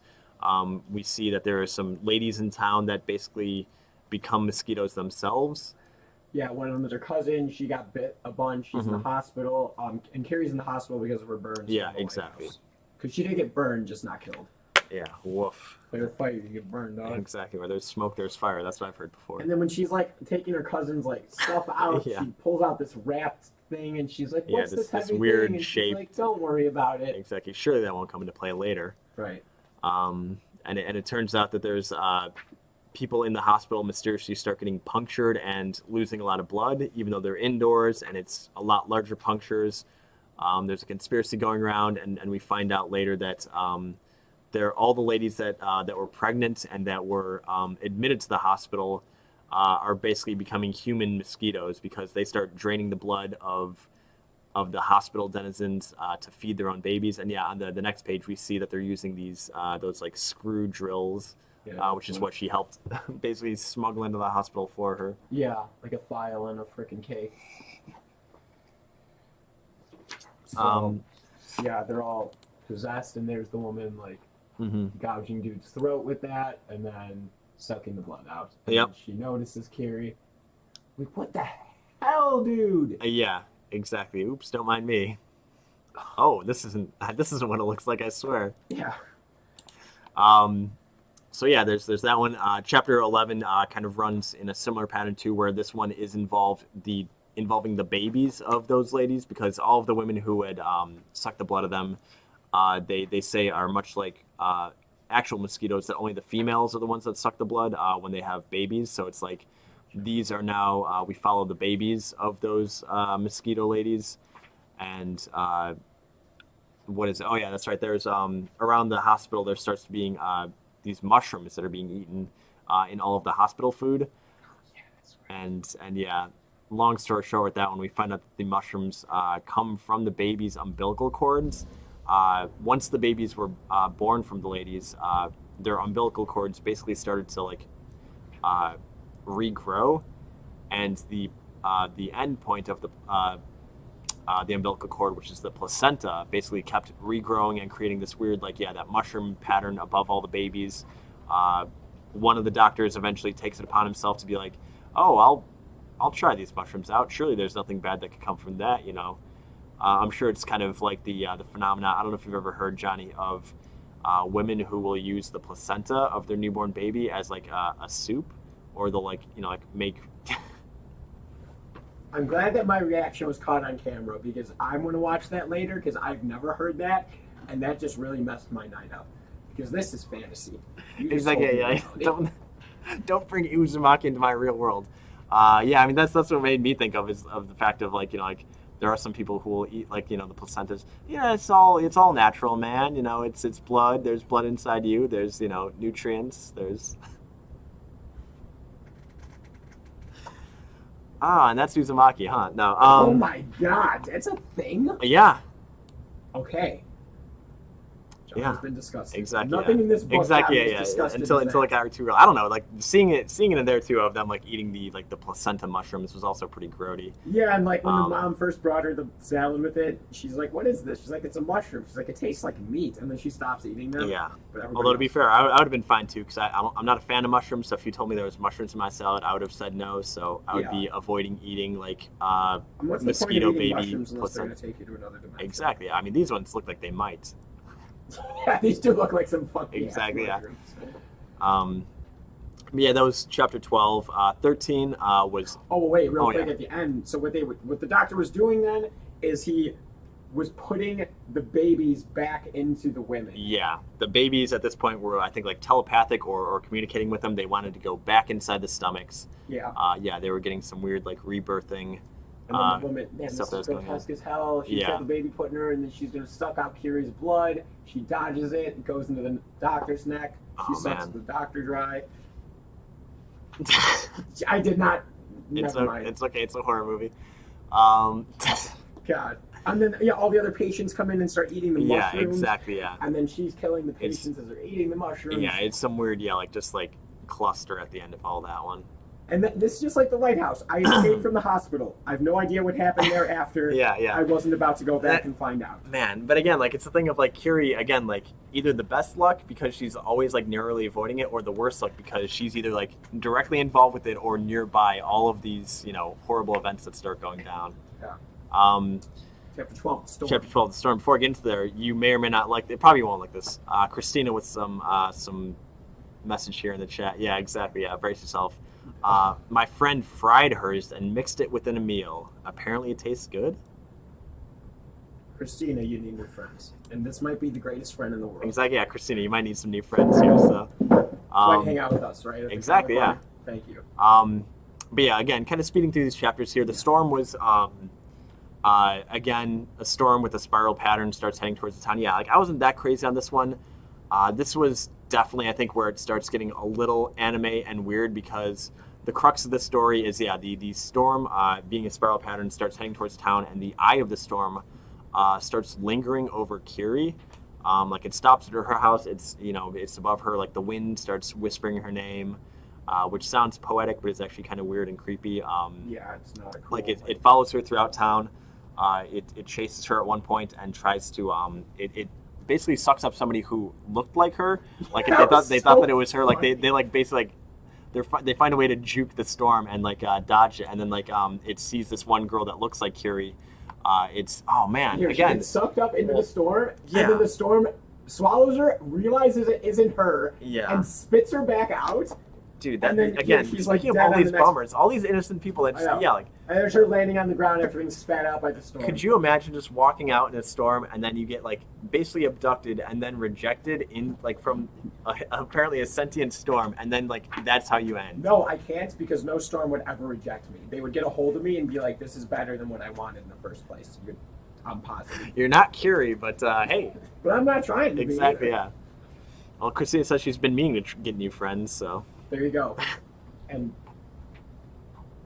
Junji Ito is a good one to start. I'm glad you had to look at that. I can barely say any of these names right. I'm lucky I said that one and didn't call him Jumanji. Exactly, yeah. Or Jungle Book. Jumanji Ito. Yeah, Jumanji Ito. That sounds way cool. Exactly. That's going to be my new band. And that's the end of the second book. The second book, I'd say, not as good as the first one, at least in my mind. Like I said, because again, it has cool moments, some great visuals, like some cool body horror stuff, like. They end up they get sucked up in the storm, but then they get spat out into the lake. like nothing happens. Yeah. And they Which say that and there's the a storm news. gets like absorbed into Dragonfly Pond again, with things kind of culminating there. And the other cool thing here is this is the first time that they start having like outside world influence Yeah, outside of the yeah, town, exactly. and they're having like meteorologists like looking at the storm, and they're not like Yeah, they're a little surprised. They're like, "Oh, weird! Like it was heading to land. It made landfall, and it's just kind of hovering. It's not moving. Yeah, it's still yeah. stuck So the over this you town." can tell now that the rest of the world knows this stuff is weird. I guess that was the point of that. Mhm. So chapter 13, the house. Yeah. This one we can kind of go through real quick. Because of the devastation of the storm, and I think they mentioned like two or three had hit the town again, like in Yeah. short succession after this. Especially after a touchdown in Dragonfly Pond, which is like right behind their house. Kiri and her family need to find a new house, so they start looking for a new one, and they get put in one of those row houses, which again, there were remnants of the old village. They were mostly abandoned, or where kind of like the poor people of town lived. So it's not the best, but they decide to live there because they don't really have much of a choice. There's already a couple other families that are in there. One is, I guess, like a bachelor. It's just one dude, I think. And then at the far end, there's this old lady who we never really see, and her son, who is apparently deformed. He's sick.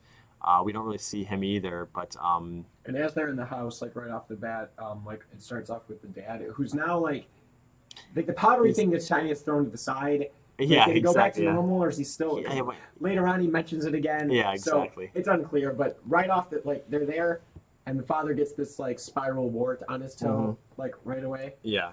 As like, because he's like bringing stuff back and forth from their old house in here, and he says like, oh, like it hurts to walk, because he feels that spot on there. Yeah. Um, And someone's creeping on. yeah. This one's a weird chapter with that stuff, but yeah, like I said, like the bachelor is kind of like breaking into like between the walls, and it's just like creeping on Curie, so that's not cool. And then we see the old lady kind of come out, and she's got this sweet kimono, by the way. But we notice like the weird like conical growths on her body too. And they say that the son has it even worse. Like the son we never actually see. We just hear him screaming and moaning from like the house at night. Again, we only know that he's deformed.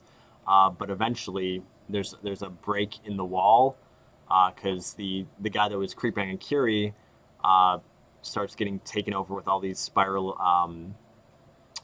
the spiral kind of growths on him, and he becomes this weird monster that breaks out and attacks them, and he's eventually put down. So Yeah, it's cool how he's killed. Yeah. There's him breaking through the wall. You're like, oh my god, what's coming? And here's what came. This ugly dude. Mm-hmm. Yeah. Well, So again, it's a cool look. Yeah, and he's about to get Kiri, and then like I think there's like another storm happening, and Yeah. a piece of debris goes flying and pierces his neck like right as he's about to kill her. Mm-hmm. Chapter 13. Yeah, the end of chapter 13. Yeah, they mentioned another hurricane had touched down at that point. Yeah, soon after Hurricane number 2 and its roar were sucked into Dragonfly Pond. Mm-hmm. We crawled our way out of the row house, and the warts or whatever they were went away. Yep. The butterflies. Chapter 14, the butterflies. Who suspects the butterfly? Exactly.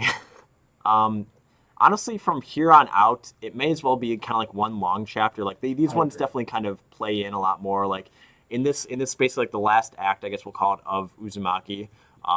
More reporters come in. She's a new character. I forget her name, the reporter lady, but she's sent in because of all the hurricanes that have been touching down. It's kind of reached national level news. They keep sending in reporters to visit, but none make it back. The only way in through town is through this tunnel that they drive through, but nobody ever is able to make it through the tunnel back. And this one, butterflies, we see the decimated town of, just left in ruins from like at this point, I think they mentioned there was like 5 or 6 hurricanes had touched down there. So it's completely flattened. Yeah. And I don't know, from here, it kind of takes a dive for me. I know Johnny and I we had talked about this a little bit. Yeah. The main thing about this one is after all the hurricanes that had touched down, like the atmosphere, the air pressure in the town has completely changed to such a degree where uh, sudden movements or talking very loud creates these hurricanes. Well, and then here too, Yeah, that's true. She sees a helicopter, and then a whirlwind appears out of nowhere, emphasizing that you cannot escape. Now. Exactly. Like the town is now taken on its life of its own. Like you said, you can't go out of the tunnel. You try escaping by air. They got exactly. that. Yeah. How about boat? We'll get there in a minute. Oh boy, I hope the Navy that comes in here to save them is fine. Yeah. Oh, well, there's like it's just one giant. Exactly. That's Dragonfly Pond at this point is a complete whirlpool. But yeah, like we could probably skim over a few of these, but it gets kind of anime in this one, and not in a cool way. Yeah, because when she sees these kids tied up, when she looks and she releases the children. these brats, those three are like the opposite of who is it? It was Mitsuru. Yeah. Crap. The kid in the lighthouse, and there was one other person. I will say the storm girl. Like, if those three are like the complete innocents, like these guys are the opposite. Like these are some kind of bratty kids. And so this is where like he's talking, where they just like she unties them, and then they start blowing their air, and it turns into these whirlwinds. Yeah, this is why the book can't get a 10 out of 10. If this wasn't in there, it's like you're so good. You should have just stopped it after the second book. Yeah. Chapter 12 would have been fine. But yeah, from here, like I said, it gets kind of anime. We get the kids that are like destroying the town because they're abusing like basically these powers that now everybody kind of has. The only houses that aren't destroyed are the row houses. For whatever reason, they're able to withstand it. We find out later that there's like scrolls in the wall that kind of show off the houses, showing like that they were part of the ancient town, and that there was something within them that they could kind of withstand it. Yeah, but they're built out of wood, and all the other buildings that have fallen. Yeah, even though they're like concrete and stuff like that. Something. Yeah. Yeah, and here like little kids like show up and they try like spinning a whirlwind at the house. Fortunately, but the house it doesn't. Nothing happens to them. Yeah, so between the fact that they're the only houses standing and they can actually withstand it, all the people of the town that survived have now started kind of moving into and overcrowding these row houses. And right at the end of the chapter is when so the kids are trying to blow the house down like the big bad wolf, and then the people decide from the house to like blow back. Yeah, they fight back. But when they do, it's like it becomes a whirlwind, and the kids start like riding the waves instead of getting hurt by it, and this is where it really starts. Yeah, exactly. Like at the end of that chapter and the start of the next one is we're not checked out because I still do like it. It's still a cool story, but it is like kind of oh boy, here we go because now then, like a gang of wind riders forms. Yeah. Like Mad Max-esque. Exactly. Out of nowhere. They do look like some cool punks. Like I feel like Johnny, you would probably like be fine in their gang. Like I would have. I'd be a whirlwinder. That's what you look at me as? That's my role in this story? I mean, they're like cool punk dudes. Like they're like some tough customers. They've got tattoos, tough. I'm sure. Yeah, like. Oh, right. That's why he's wearing a jacket. He's covering his sleeves. Exactly. I would be one of these. You're right. Exactly. Yeah. We just gotta give you some sweet like goggles so you can join them. Damn right. But yeah, like they're basically these town toughs. That basically the only way that they could that they're actually kind of thriving because what they're doing to survive is they're attacking all of these basically like FEMA and other kind of rescue organizations are like dropping off food for the town because like again to the outside world, since nobody's able to actually come out from the town, the outside world just knows that there's like a disaster struck in town and they're trying to bring relief, so they bring food but nobody's returning. So these wind gangs are just like surviving off of one second. And Charlie says those whirlwinders are skipping school to go play pool all day. Yeah, exactly. I would be one of them. Cool. Hanging out in the pool house, exactly. That's right, the pool hall. But yeah, so like they're just like living off of surviving. Later on, we see them starting a fire.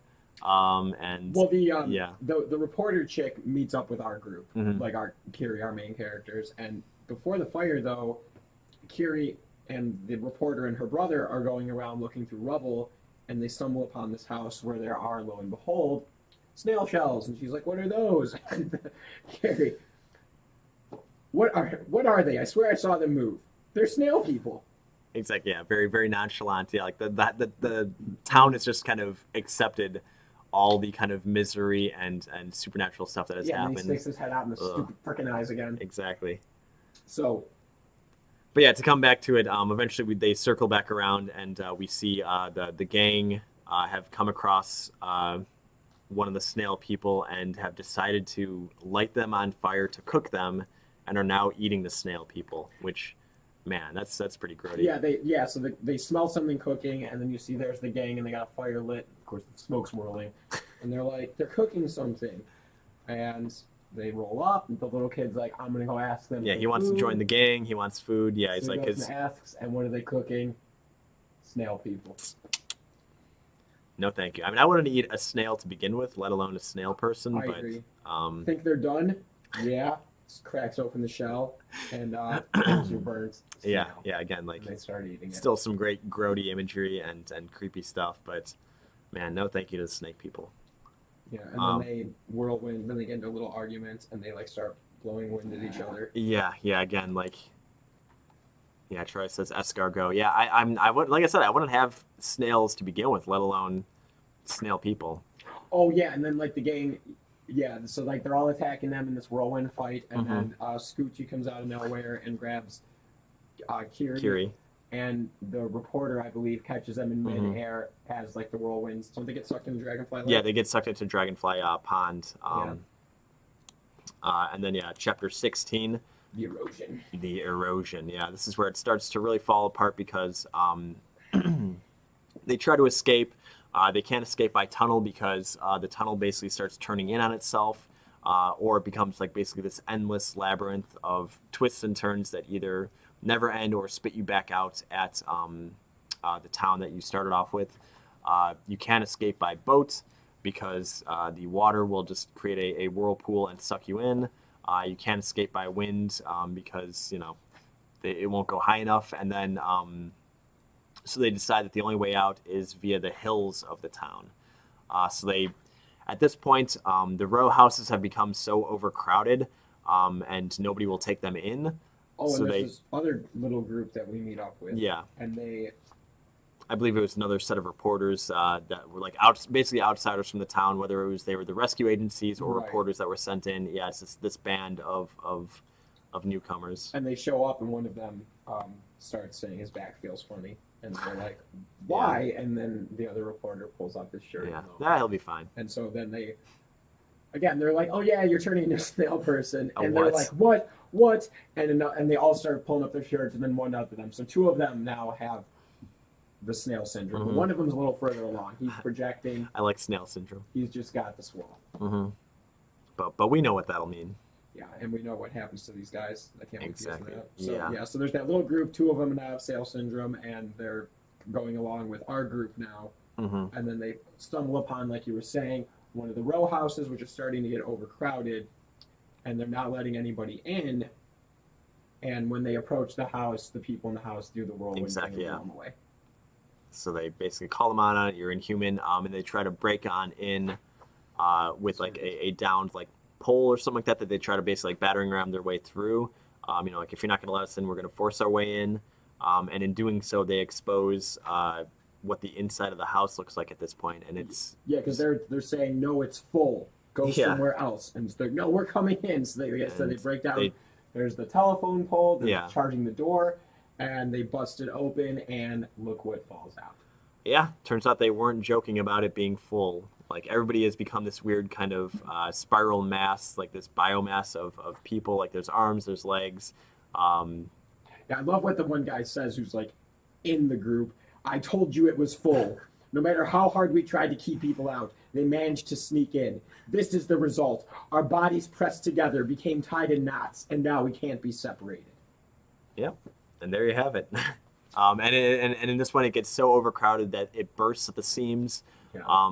But this weird like legion of people, this many working as one, they just all grab the downed parts of the building and basically like quickly and shoddily like repair it and expand upon the house. So it's like Yeah. they basically quickly add another few rooms to the house. Yeah, they extend it. So at this point, our band of survivors have realized, well, there's no way for us to live in there. So they start to head for the hills because they can't survive on their own in the town. So they're we've got to escape somehow. We can't do it by water or by land, or by through the tunnel. So they decide that they have to basically head for the hills. And then this is right before that though, the rescue ships show up. Yeah. And they're and then all these Navy ships get consumed by the whirlpool and. Mm-hmm. And again, so they head to the hills in the next chapter, chapter 17, I think that was. Yeah, chapter 17. Sure this is where they head to the hills? It's at the end of this one. Because don't they do the stick thing to decide which way to go? Oh, that's true. Yeah, because no, I thought that was later on where they get so twisted up in the hills. I might be mistaken, I but think, yeah, they're not going to the hills. Yeah, man, I'm sorry. I'm not trying to call you out. Well, Yeah, you wait till chapter 17. That's right. And then they get out of there. But yeah, they're just trying to find a place to stay right now. Yeah. Trying to find shelter. But so as they're trying to find shelter, they're realizing they're almost running out of food, and one of them comes and says, "Hey, I found some meat," and they're like, "What, really?" And someone cooked those snails, probably left here by the gang. So everybody looks on, sees the remains of this, and everybody starts digging in. So there's all that, the little extension group of reporters. That night, I ate snail. Yeah, and so, yeah, at the end of it, Scoochie starts digging in, and Kiri's like, that's the night I ate the meat of a snail person. Yep. Gross. Like I said, even if you're just having regular escargot. Yeah, and then there was the other whirlwind. Mm-hmm. Her brother got covered by some debris. Yeah. So she takes the debris off. He says, "My back hurts," and it hurts, all right, kid. So now the reporters, 2 of those guys are still turning into snails. Now we got the kid turning into a snail. Mm-hmm. But she's the only one that knows about the kid, which Right. is important later at on. 17, Yeah. this is where the hills come into Exactly. Yeah. So they start. They make a break for it. They've decided, again, that they could leave. The only way out is through the hills. Their band of survivors start heading through the hills. Again, they didn't tell the reporters or anybody else that the brother is slowly becoming one. They obscure it by basically putting like a little and shawl they over just left him. the 4 of them. So there's Scoochie, Kiri, the chick reporter, and Kiri's brother. Mm-hmm. And there's, you can see, like, as they're walking up the hills, like, this is what the town looks decimated, like. nothing but row houses. Oh, and this is where they point out that all the row houses are facing Dragonfly Pond, which is they interesting. hadn't noticed. Yeah, exactly. Yeah, when you get up from the town, because some of them were either at the outskirts of town or like caught in between other houses, so you can even see them to begin with. But yeah, now that they're nothing but that, we see that they're all facing it. So, and then this is important. You see this guy that you've kind of been introduced to before, Mr. Tanziaki.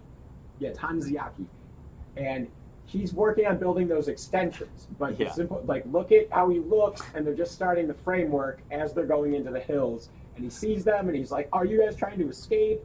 And they're like, "Yeah, we are." And that's that. So then they go on the trail, and then look who they accidentally run into. The reporter dudes. Exactly. So, yeah, they say that they're basically heading out. What feels like they came in the same way, but now that they've met on this random path, that they're heading opposite ways. Like, wait, you're heading back towards town? No, the way that you're coming from would lead back to town. So they're completely turned around in the forest. The forest itself, like the trees have become spiraled. All the foliage of there is like spiral patterns on the grass and trees. So they've gotten completely turned around. They've shown that one of the reporter friends basically has full on become a snail at this point.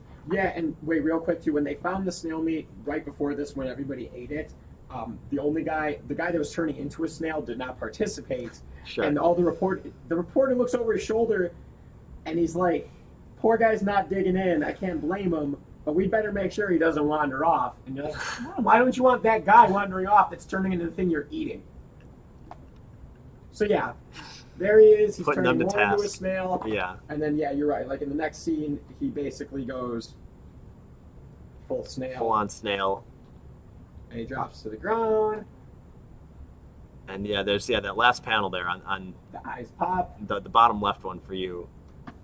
of the last page. This yeah, guy? yeah, like him just mouth watering, staring at the snail that he's become, um, and the reporter buddy recedes back into his shell because he's like, all right, well, this is the end for me. So Yeah, well, and what they'd say, he's like, it's time. You want to cook them? yeah, No, I'd like to try this one raw. ugh. Raw? Yeah, good idea. And then, yeah, like you said, he recedes into his shell, Yeah, they try to break into him with the knife. and then the reporter dude's like, you know what? Some insects eat snails like this. And he sticks his head in, and then he starts crawling in, and he starts Yeah, he eating the gets snail. really in there too. Yeah, Yeah, the last panel where they're like pulling him out by his feet or whatever. Yeah, so he that gets one. all the way in, and he's like eating the snail as he's in there, and the dudes are like, "Don't eat it all! Like, what are you doing? You can't eat all of them." And then our gang is like, "We got to get the hell out of here." And then so they keep going through it. I like this one. There was a small part where they see the spiral and tree stump. We get to see an old familiar face. Yeah, and they're like, "We should look at the tree stump to see which way is north." And they look at the tree stump, and There you go. That's where north is. yeah, and who's the tree stump? Yep, Scoochie the Dad. father. Yeah, a sight for sore eyes. I think at this point. I think at this point, since it was near the end, I was kind of missing the kind of visual. That kind of visual motif of the dad in the spirals, like that was at the first book of the story. Right. So seeing that come back, I was like, that's a pretty cool look. And then she like tries looking at her watch, and it's turned into a swirl. Exactly. And her little brother's starting to eat the plants. Yeah, they're losing all sense of time and direction in the hills here. They broke away from the reporter group, but they've somehow again circled back because And see, they've got that crazed look we were talking about Exactly, earlier. Now. yeah. And they just finished eating their snail you first. hate to see that look. You know, when you're walking through a weird spiral forest at night, or what you assume is night, and you see these dudes roll up on you. That's kind of the last thing that you want to see. Yeah, and then they start noticing that her brother has a hump, and they're like, "What's up with his back?" And Yeah, she's exactly. like, "Oh, he's carrying a backpack." Is he okay? Well, Yeah. does he have any food?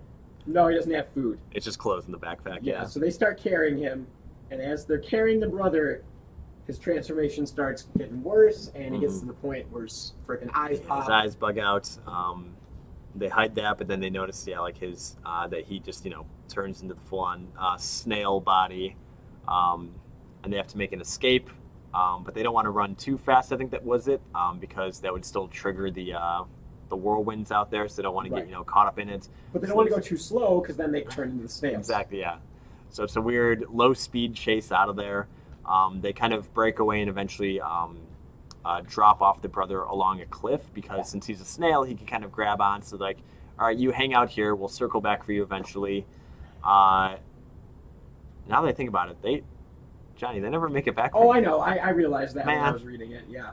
And okay, I love because then they drop him on the side, and they're like, "We're gonna keep walking, act like we're carrying him, so the guys follow us." Yeah. And so the reporters find them, and this I don't know. I've read this page like 4 or 5 times. Yeah. Hey, will we eat it raw? Of course we will. Remember what Okamoto tasted like? That sensation of being inside his shell, chewing on the soft parts of his face, fitting your whole body into those wet, wonderful curves. And then you see, like, that was his view inside of the shell Yeah. as he was going in to eat this dude's face. And he starts, oh, I love that sensation of being in the shell. It made me feel like a spiral. And then he, boom. Yeah. Him Exactly. and the reporters guys just spiral out of Yeah. control. In a weird, like, almost sexual, like Yeah, release. he's like getting of, aroused yeah, by exactly, it, and yeah. then like his erection is turning into a spiral. Exactly. Maybe I should have not given the quote about the ceramics at the start. Maybe I should have talked about like those wet, wonderful curves and chewing at the That's soft right. face parts of his face of the friend that was the slug or the snail that they're talking about. So everybody turns into the spiral, and then our group gets back to the edge where they can see the town. But But at this point, look at the town now. yeah, like it says at the top there, it's a complete labyrinth of row houses, and they realize, this is the town. At first they thought they were not at the right town anymore. They're like, like it looks like it, but obviously there's a billion houses, and they're all kind of combined now. Yeah. And they realize when they left, there must have been some time spiral, they call it, of they felt like they were only in the hills for like one night, but basically from the looks of it, by the time that they'd come back, at least a year or so has passed because Yeah. all of the expansions that were being made to the row houses were basically now complete, and like it's a full spiral circle of housing around the town. Yeah, and so they start walking through, and there's like, they hear all these mumbles in the houses, and they look in, and like all the faces, all the people are connected because they keep piling in the houses. I love this. Yeah, Please, and then one of the voices starts talking to her, and she's like, "Can you do us a favor? What? Please get rid of what we're about to toss out." And they throw out like the body of somebody. exactly. Yeah, yeah. Oh, here you go. Have this. Yeah, yeah. Like he had just like recently died, so they're like, all right, well, get rid of it. He's stinking up the town, right? Yeah. And Take it as somewhere and burn it. The smell would exactly, be unbearable. And so they continue walking down, and there's just like dead bodies everywhere along the yeah, path. these rotting spiral corpses. And this is where what I pointed out before was important, because then we come across our buddy, Mr. whatever I called him a minute ago, Uzumaki or whatever, who was building the houses. Yeah, Now he shows up again. just Grizzly Adams looking guy. Yeah, like carrying the bodies. And we see him now. Remember when I showed you a minute ago and he was all clean shaven? And look at him now. And That's how you oh know my time God, has Mr. passed. Tanizaki. Aren't you Mr. Tanizaki? Yeah, I do recall. How many years has it been? Yeah, You haven't changed a bit. Did you say years? So yeah, like they went in those hills, minutes passed, but out in the real world, years passed. exactly. Yeah, so town is rough. They say that they're looking for Kiri's father. They mentioned ceramics, and they're able to remember that because they mentioned somebody in the center of town by the pond is making pottery. So like yeah, he's still alive. So they start running through the labyrinth. Yeah, this was a rough one too, where Yeah, I didn't. I had to reread that a couple times. The reporter. yeah. So they're cutting through, like, the sky's all messed up. They're cutting through all these houses, and they get to one with an opening. And as they're walking through, all the bodies are like sealing the opening, and our reporter friend gets stuck, Yeah, and she gets consumed, and that's it. Yeah. That's the last we see of her. I thought she was gonna like be there till the end because she was introduced late, but no, not quite. Yeah, so now we're down to just Kiri and Scooch. Our two main heroes. And at this point, they mentioned like all the bodies that were in there. Those creatures mentioned that the town is basically finished. That they'd connected like all of the gaps within the row houses. So whatever ritual that they were completing there is done.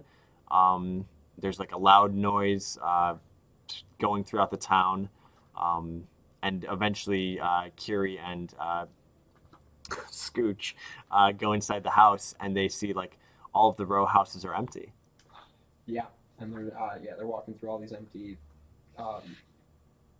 corridors basically, and they finally get to like the end of it, and they walk out, and this is what they walk out into. Yep, in the middle of Dragonfly Pond, there is now this spiral staircase. Yep, that's Dragonfly Pond. That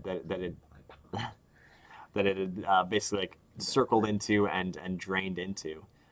So they're like, all right, well, this is the only place where my mom and dad could be, so I guess we're going down the staircase. And so chapter 19, the complete. So yeah, really quick, this is a 20 chapter thing, but the story's only 1 through 19, and 20 is like a lost chapter that took place previously. So this is actually Yeah, exactly. So last chapter of it, the completion. So they're walking down the staircase.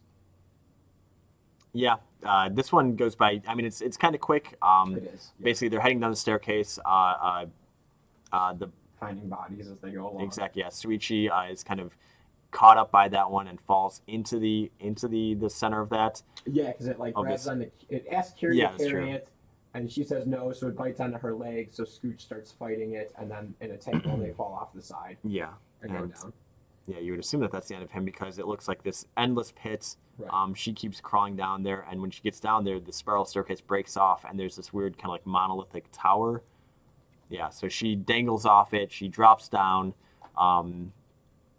and as she's down there, she kind of falls and lands, and she's like almost expected to be dead, I guess. But she's like something.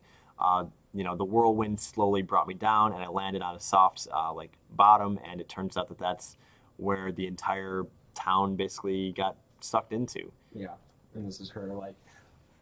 That's what she sees when she around finally her. looks up, and this is She's on all the dead bodies.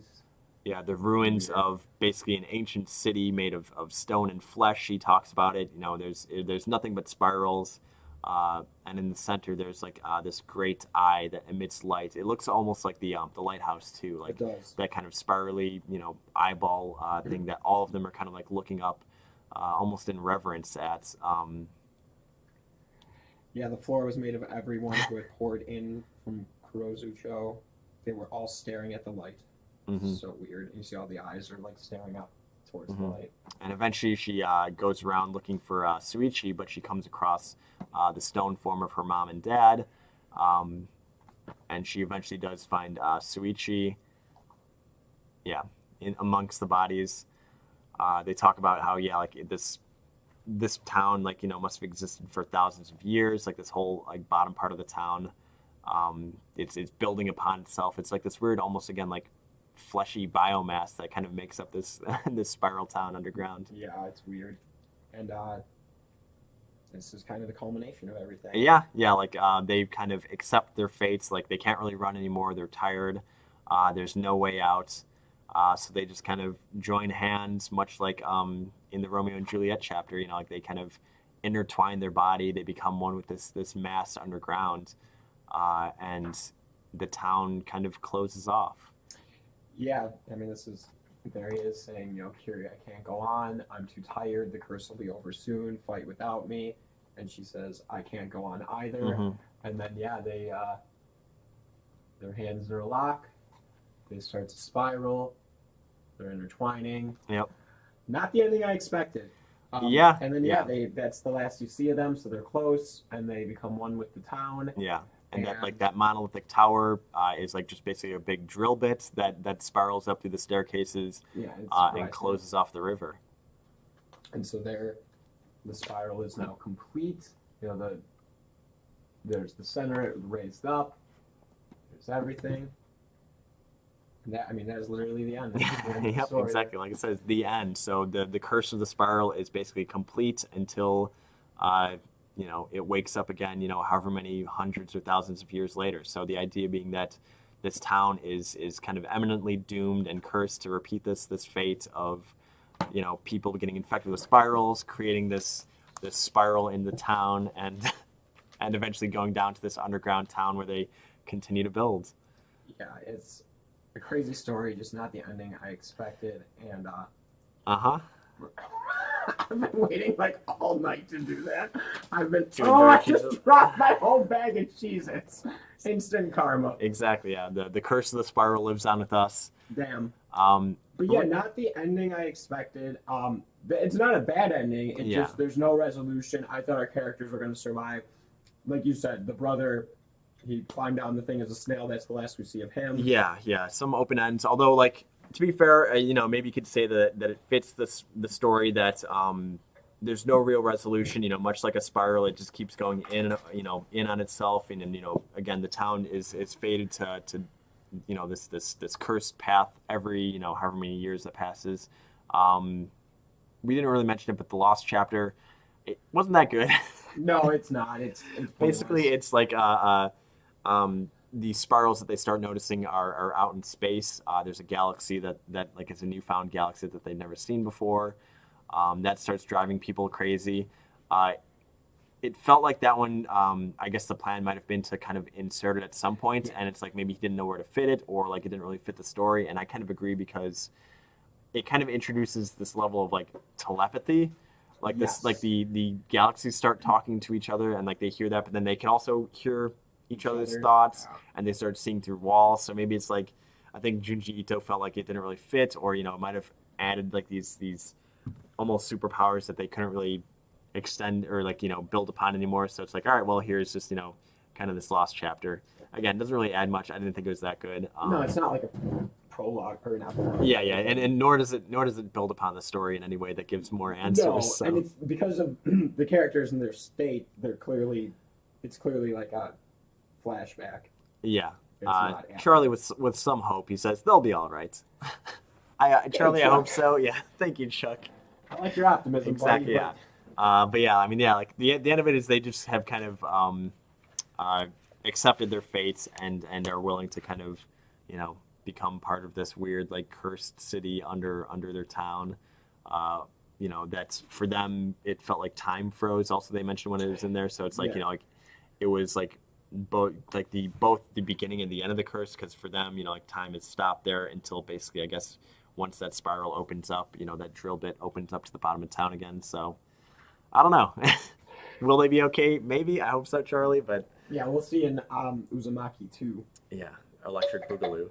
Yeah, maybe in the I wonder. Yeah, so that's why I'm curious about the anime. Like, maybe will it be just a complete retelling? Right. I know Junji Ito, much like the movie, like he was a part of it in some ways. Like, so like maybe they'll actually expand upon it, because they mentioned that it's going to be broken into 4 chapters, and if it's like the books of this, like there's only 3 books, so maybe they'll kind of be expanding upon it, or maybe that's just how they're divvying it up, is in 4 parts instead of 3. That's actually what I was hoping, that they will expand upon it.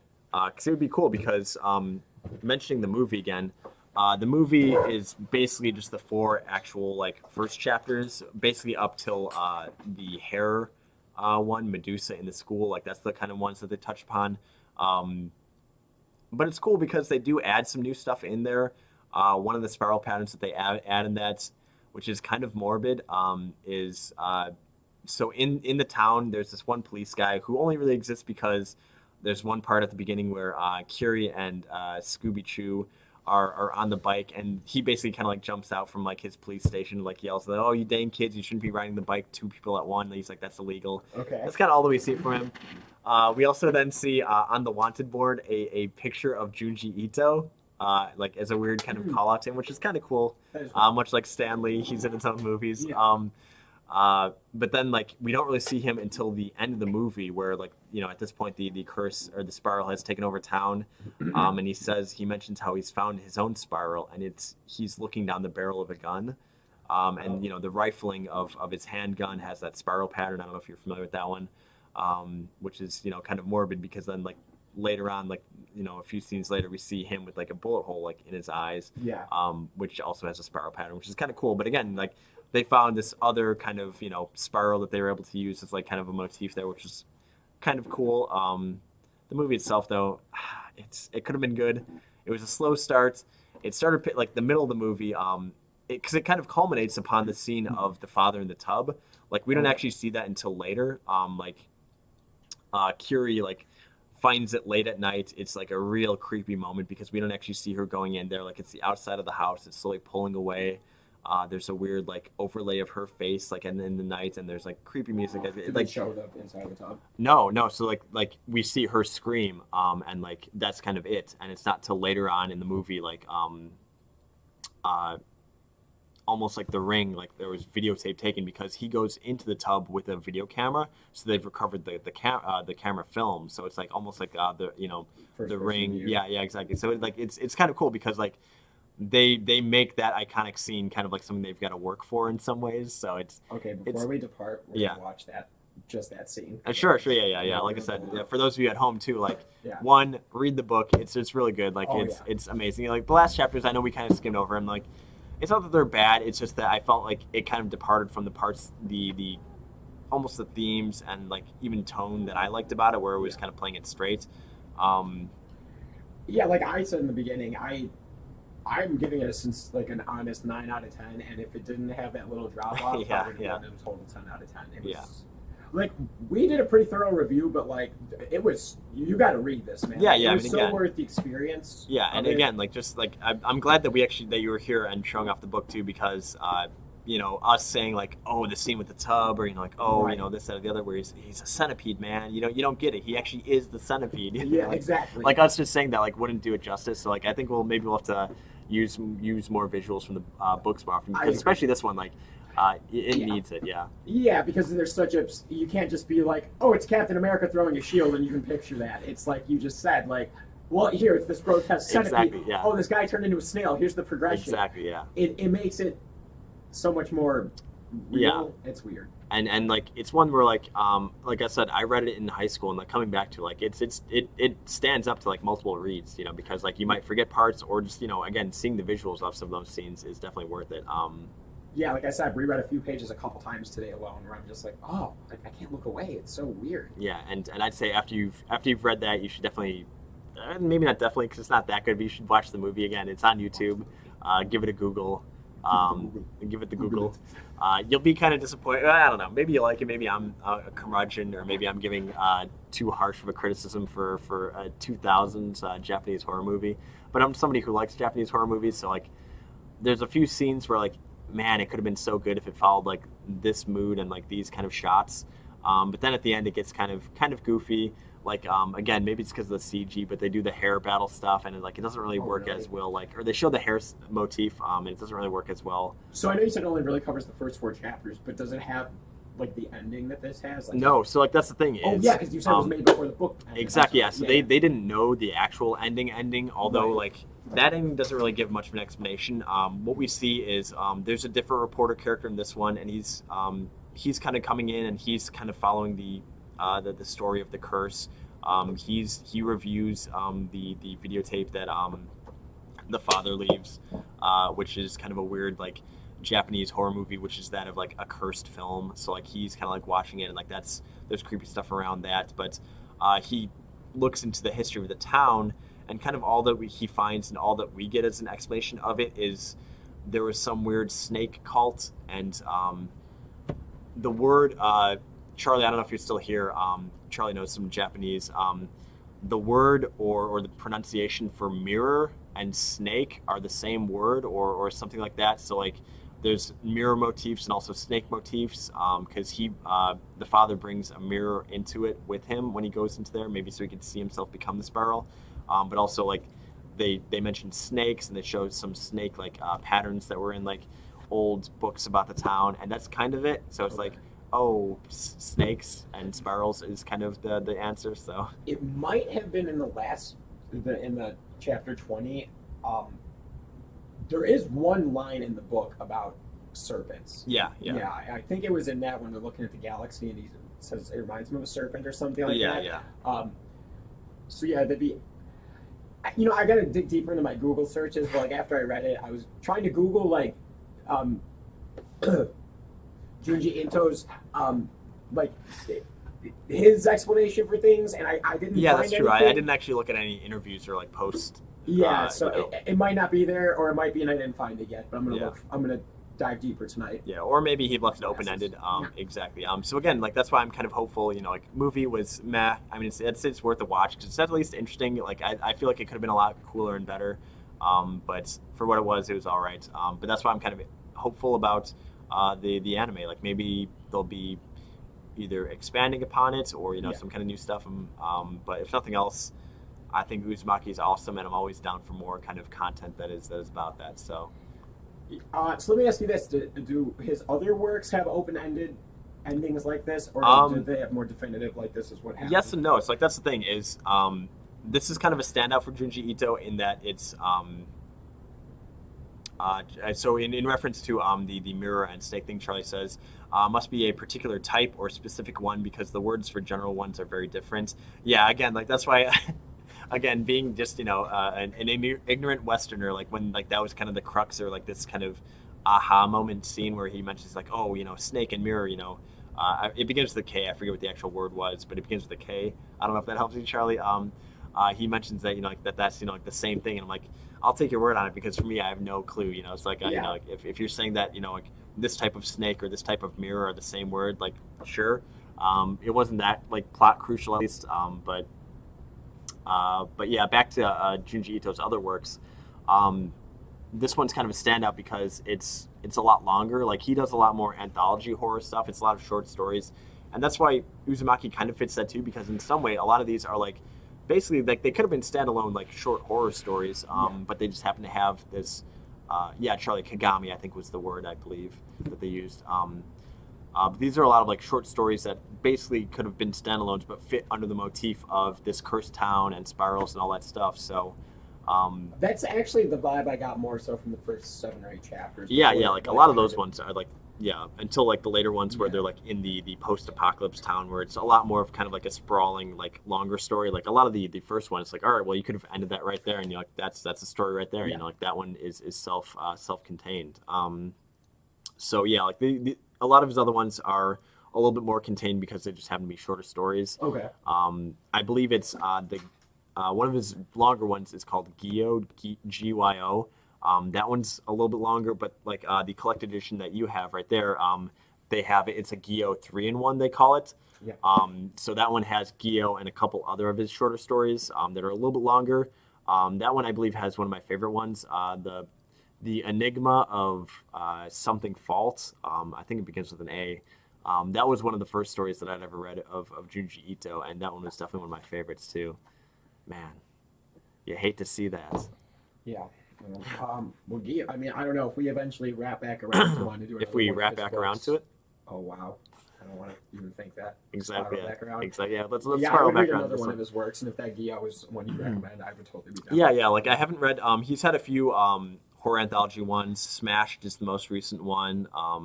And there's a couple other ones. Fragments of Horror. So yeah, there's a lot of sweet Junji Ito content out there. But yeah, this one again is a little bit more different just because of the fact that it is a longer story. Frankenstein, I think, is his most recent kind of longer one. But yeah, his short stories, there's definitely some worth in there too. So. Well, I mean, thank you for recommending this because it was an absolute pleasure to read. Exactly. This. Yeah, the curse extends, yeah, to more people. Yeah, I think I said it in the beginning, but this is easily my favorite thing we've read in the Comics Corner, and that's not. Yeah. I mean, like I said, it was a personal favorite for me. Like that hits all my favorite notes because like I always loved horror stuff. I love comics. I love Japanese horror. So like when I first found out about these, like back in '08 or whatever. I know I was going around to my friends group and recommending it. That's why like when I started working here and I saw that like our manga section was kind of lacking, I started ordering more manga. But then also when I saw that Junji Ito books were like available for it, I'm like, all right, well, I guess we're ordering every one of these. Like not only for myself, but like they've become like a big hit within the store. So I'm glad to see like whenever somebody comes in and says that they like horror, and I say, have you ever read Uzumaki? And they say no. I'm like, well, you're in for a treat. So. 100%. Yeah, I don't know what else to say. It was super enjoyable. Yeah, that's it, man. It was just damn good. It's good. There you go. Check it. Why try to say more? Exactly. Yeah. I don't know if Christina is still with us and if she fully read it, if she has anything to add. I don't know if my boy Chuck in the chat has ever read it. I want to say yes because he was definitely one of the people that I was yelling at about like, hey, this is awesome. You got to read it. So I don't know if he remembers or has read it or if he has anything to weigh in. He's still on, right?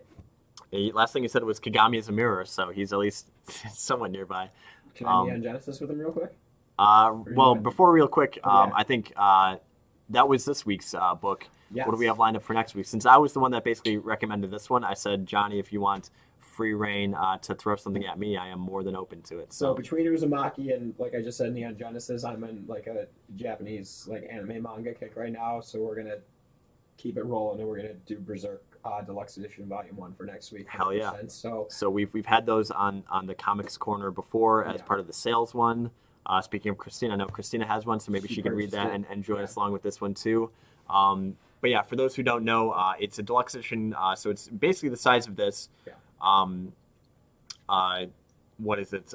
It collects the first three books. Yeah. The first 3 volumes. Which like it's a bunch of chapters because each of the thin volumes has multiple chapters. So I was gonna say, like, for 3 chapters, like it's not like the 3 Uzumaki chapters, which are like 10 pages each. Like these ones, like the book itself is like that big, if not bigger. I think it's a little bigger. So I think Volume 1 collects the first 3 books, which might collect the first 16 chapters or something like that. So I'll get the confirmation for the chapters it has, so we can put that on the website. Yeah, I was gonna say we'll have it on the site. For those, I've got it on the link now down here. Right there. Join us in the Discord. I'm in talks with our webmaster here to try and get up a better link. Right now, I've got the Discord link on there as a full link that you have to type out, full letters. The letter capitalization does matter. If you're joining us on Facebook, we should have a link on our page. If you're joining us on Twitch, I know we've got an easier clickable link, but at least here it shows that we have a Discord and what the link is. So on there, I've got a section for the Comics Corner, and I've been marking, like what the book is. So for next week, I'll mark that it's Berserk volumes, basically 1 through 3, or the deluxe edition, which again we have the store and we could order through the store. So if you want to read along at home, feel free to let us know. Shoot me an email at comics@pastimes.net. We can give you discounted copies since it's like basically the book of the week. So nice. So those people could read along with us. Christina says, She would like to add that I'm inviting everyone to be my friend or else. And then there's a skull emoji. So I like that's that. how you know it means business. If you see that skull emoji, I know. I got skulls tattooed on me, so I know how meaningful a skull can exactly. be. I guess maybe that's what it means. Or else we'll get skull tattoos. That's right. I think I have 3 skull tattoos, but I don't even like skull tattoos, and I have 3. How weird is that? There's a story behind each one. I'm not going to tell them now, but that can be Johnny's I was secret. gonna say. Oh man, I should tell one of them now. I was gonna say we need at least one. I Hold on. know Christina loves Johnny's Secrets. I'm sure Charlie is a fan of Johnny's. Oh man, is this Okay. a visual company? Is that Yogi Bear doing a Yoga Bear? Yeah, Yogi okay. Bear. Well, thanks for joining us, everybody. That's one of my best tattoos. No, so down here it's a little hard to see. I got this skull right here. Yeah, that says it looks 30. like. Okay. It says 30. So the story behind that is one night, me and my one of my best buddies, Ricky, we went and hung out with our tattoo artist who did everything on my arms and most of the stuff on my leg. So we're hanging out with him. We were, they were partying harder than I was. I don't party very hard. They do. That's all I'll say. So they were doing their partying, and it was the 3 of us hanging out, and it got to be like 3 or 4 in the morning. And our artist was like, I feel like doing tattoos. Let's do tattoos. And we're like, all right, free ink, sure. So here was the plan. He's like, I want to draw a skull. So he drew up a skull, and he made 3 stencils, 1 for each of us. And he did my tattoo, he did Ricky's tattoo, and then he let me do the outline on him and let Ricky shade in the tattoo. So, and then we put the 30s because it was November 30th. Okay. And we were like, So I was gonna say, like, was this all on your 30th birthdays? Nope. no, it was November 30th. We're like, we'll call it 30 tats. So we all have 30 tats, and yeah, our tattoo artist unfortunately has a god awful attempt of a skull. I was on gonna his say, leg. yeah, like you at least got the professional ones done. Oh, You yeah, got, and- two rando amateurs just. And I went first, and mine's really solid, and Ricky went second, and his is a little wonky because I think DJ was still partying while he was tattooing me, Exactly. and then his just. Yeah, I'll see if he'll send me a picture of it, and I'll bring it next week. I was gonna say we'll need some more visual aids. Yeah, I'll hold it next to mine, and you'll be like, you guys use the same stencil, but those look nothing alike. So I have tattooed my tattoo artist. There we but go. I'm not a tattoo artist myself. There you go. More Johnny's Secrets. I got a story Christina for every says one night at band camp. That's basically my Yeah, life. exactly. Man. That's interesting being me. All right. I Well, do it all the time. so there you go. We get some sweet stories. This week we had Uzumaki by Junji Ito. 9 out of 10s from us. 4.5s out of 5s to keep to the 5-star system that we had. Yeah. And then next week will be Berserk Volumes 1 through 3, which again is collected in the Berserk Deluxe Edition Volume 1, which we have at the store. So that'll be our next one. From what I hear, they're kind of similar in terms of, hey, this is some intense manga. So It's I look true. forward to that. That's one that I haven't actually read myself, but I have friends who have, and I know some of the history behind it and how great it is. So I'm looking forward to that one. So yeah, we'll keep on the anime theme for a bit, and the next one will be by what's his name? Kentaro Miura. Kentaro Miura. We will do Berserk Volumes 1 through 3. So thanks everybody for joining us. Look forward to doing this next week. As far as the news show, it might be Thursday or Friday. I think we'll decide upon a date where we could do some more of the sales stuff to kind of catch up from that. There's a lot of news to talk about. Well, there's basically one news story to talk about, and like all of the fallout that's happened behind that. Yeah. Um, Actually, wait, real quick. I Yeah. should have said this in the beginning. I want to apologize that we couldn't go live yesterday. That was on me. I had something come up, and hey, that's I was all I'm gonna say, saying. yeah, like, something came there's- up, I had to do it. And There's it nothing was to important. apologize for. Yeah, it was realistic, but yeah, like I'd mentioned on there too, like that you were busy, Yeah. but we still want to do it. So I was like, well, we'll push it back to, like I said, either Thursday or Friday. Yeah. Um, Especially since there's keeping finally out news for to that. talk Yeah, about. exactly. There's a lot of news and a lot of sales to happen too. We've been making a lot of bundles too. So the Pastimes Full Box will be a an embarrassment of riches are in there now. That's So a lot. so yeah, thanks everybody again for joining us, and we will be back later in the week with that, with more news, more sales. Thanks everybody for joining, and don't forget, not all heroes wear capes.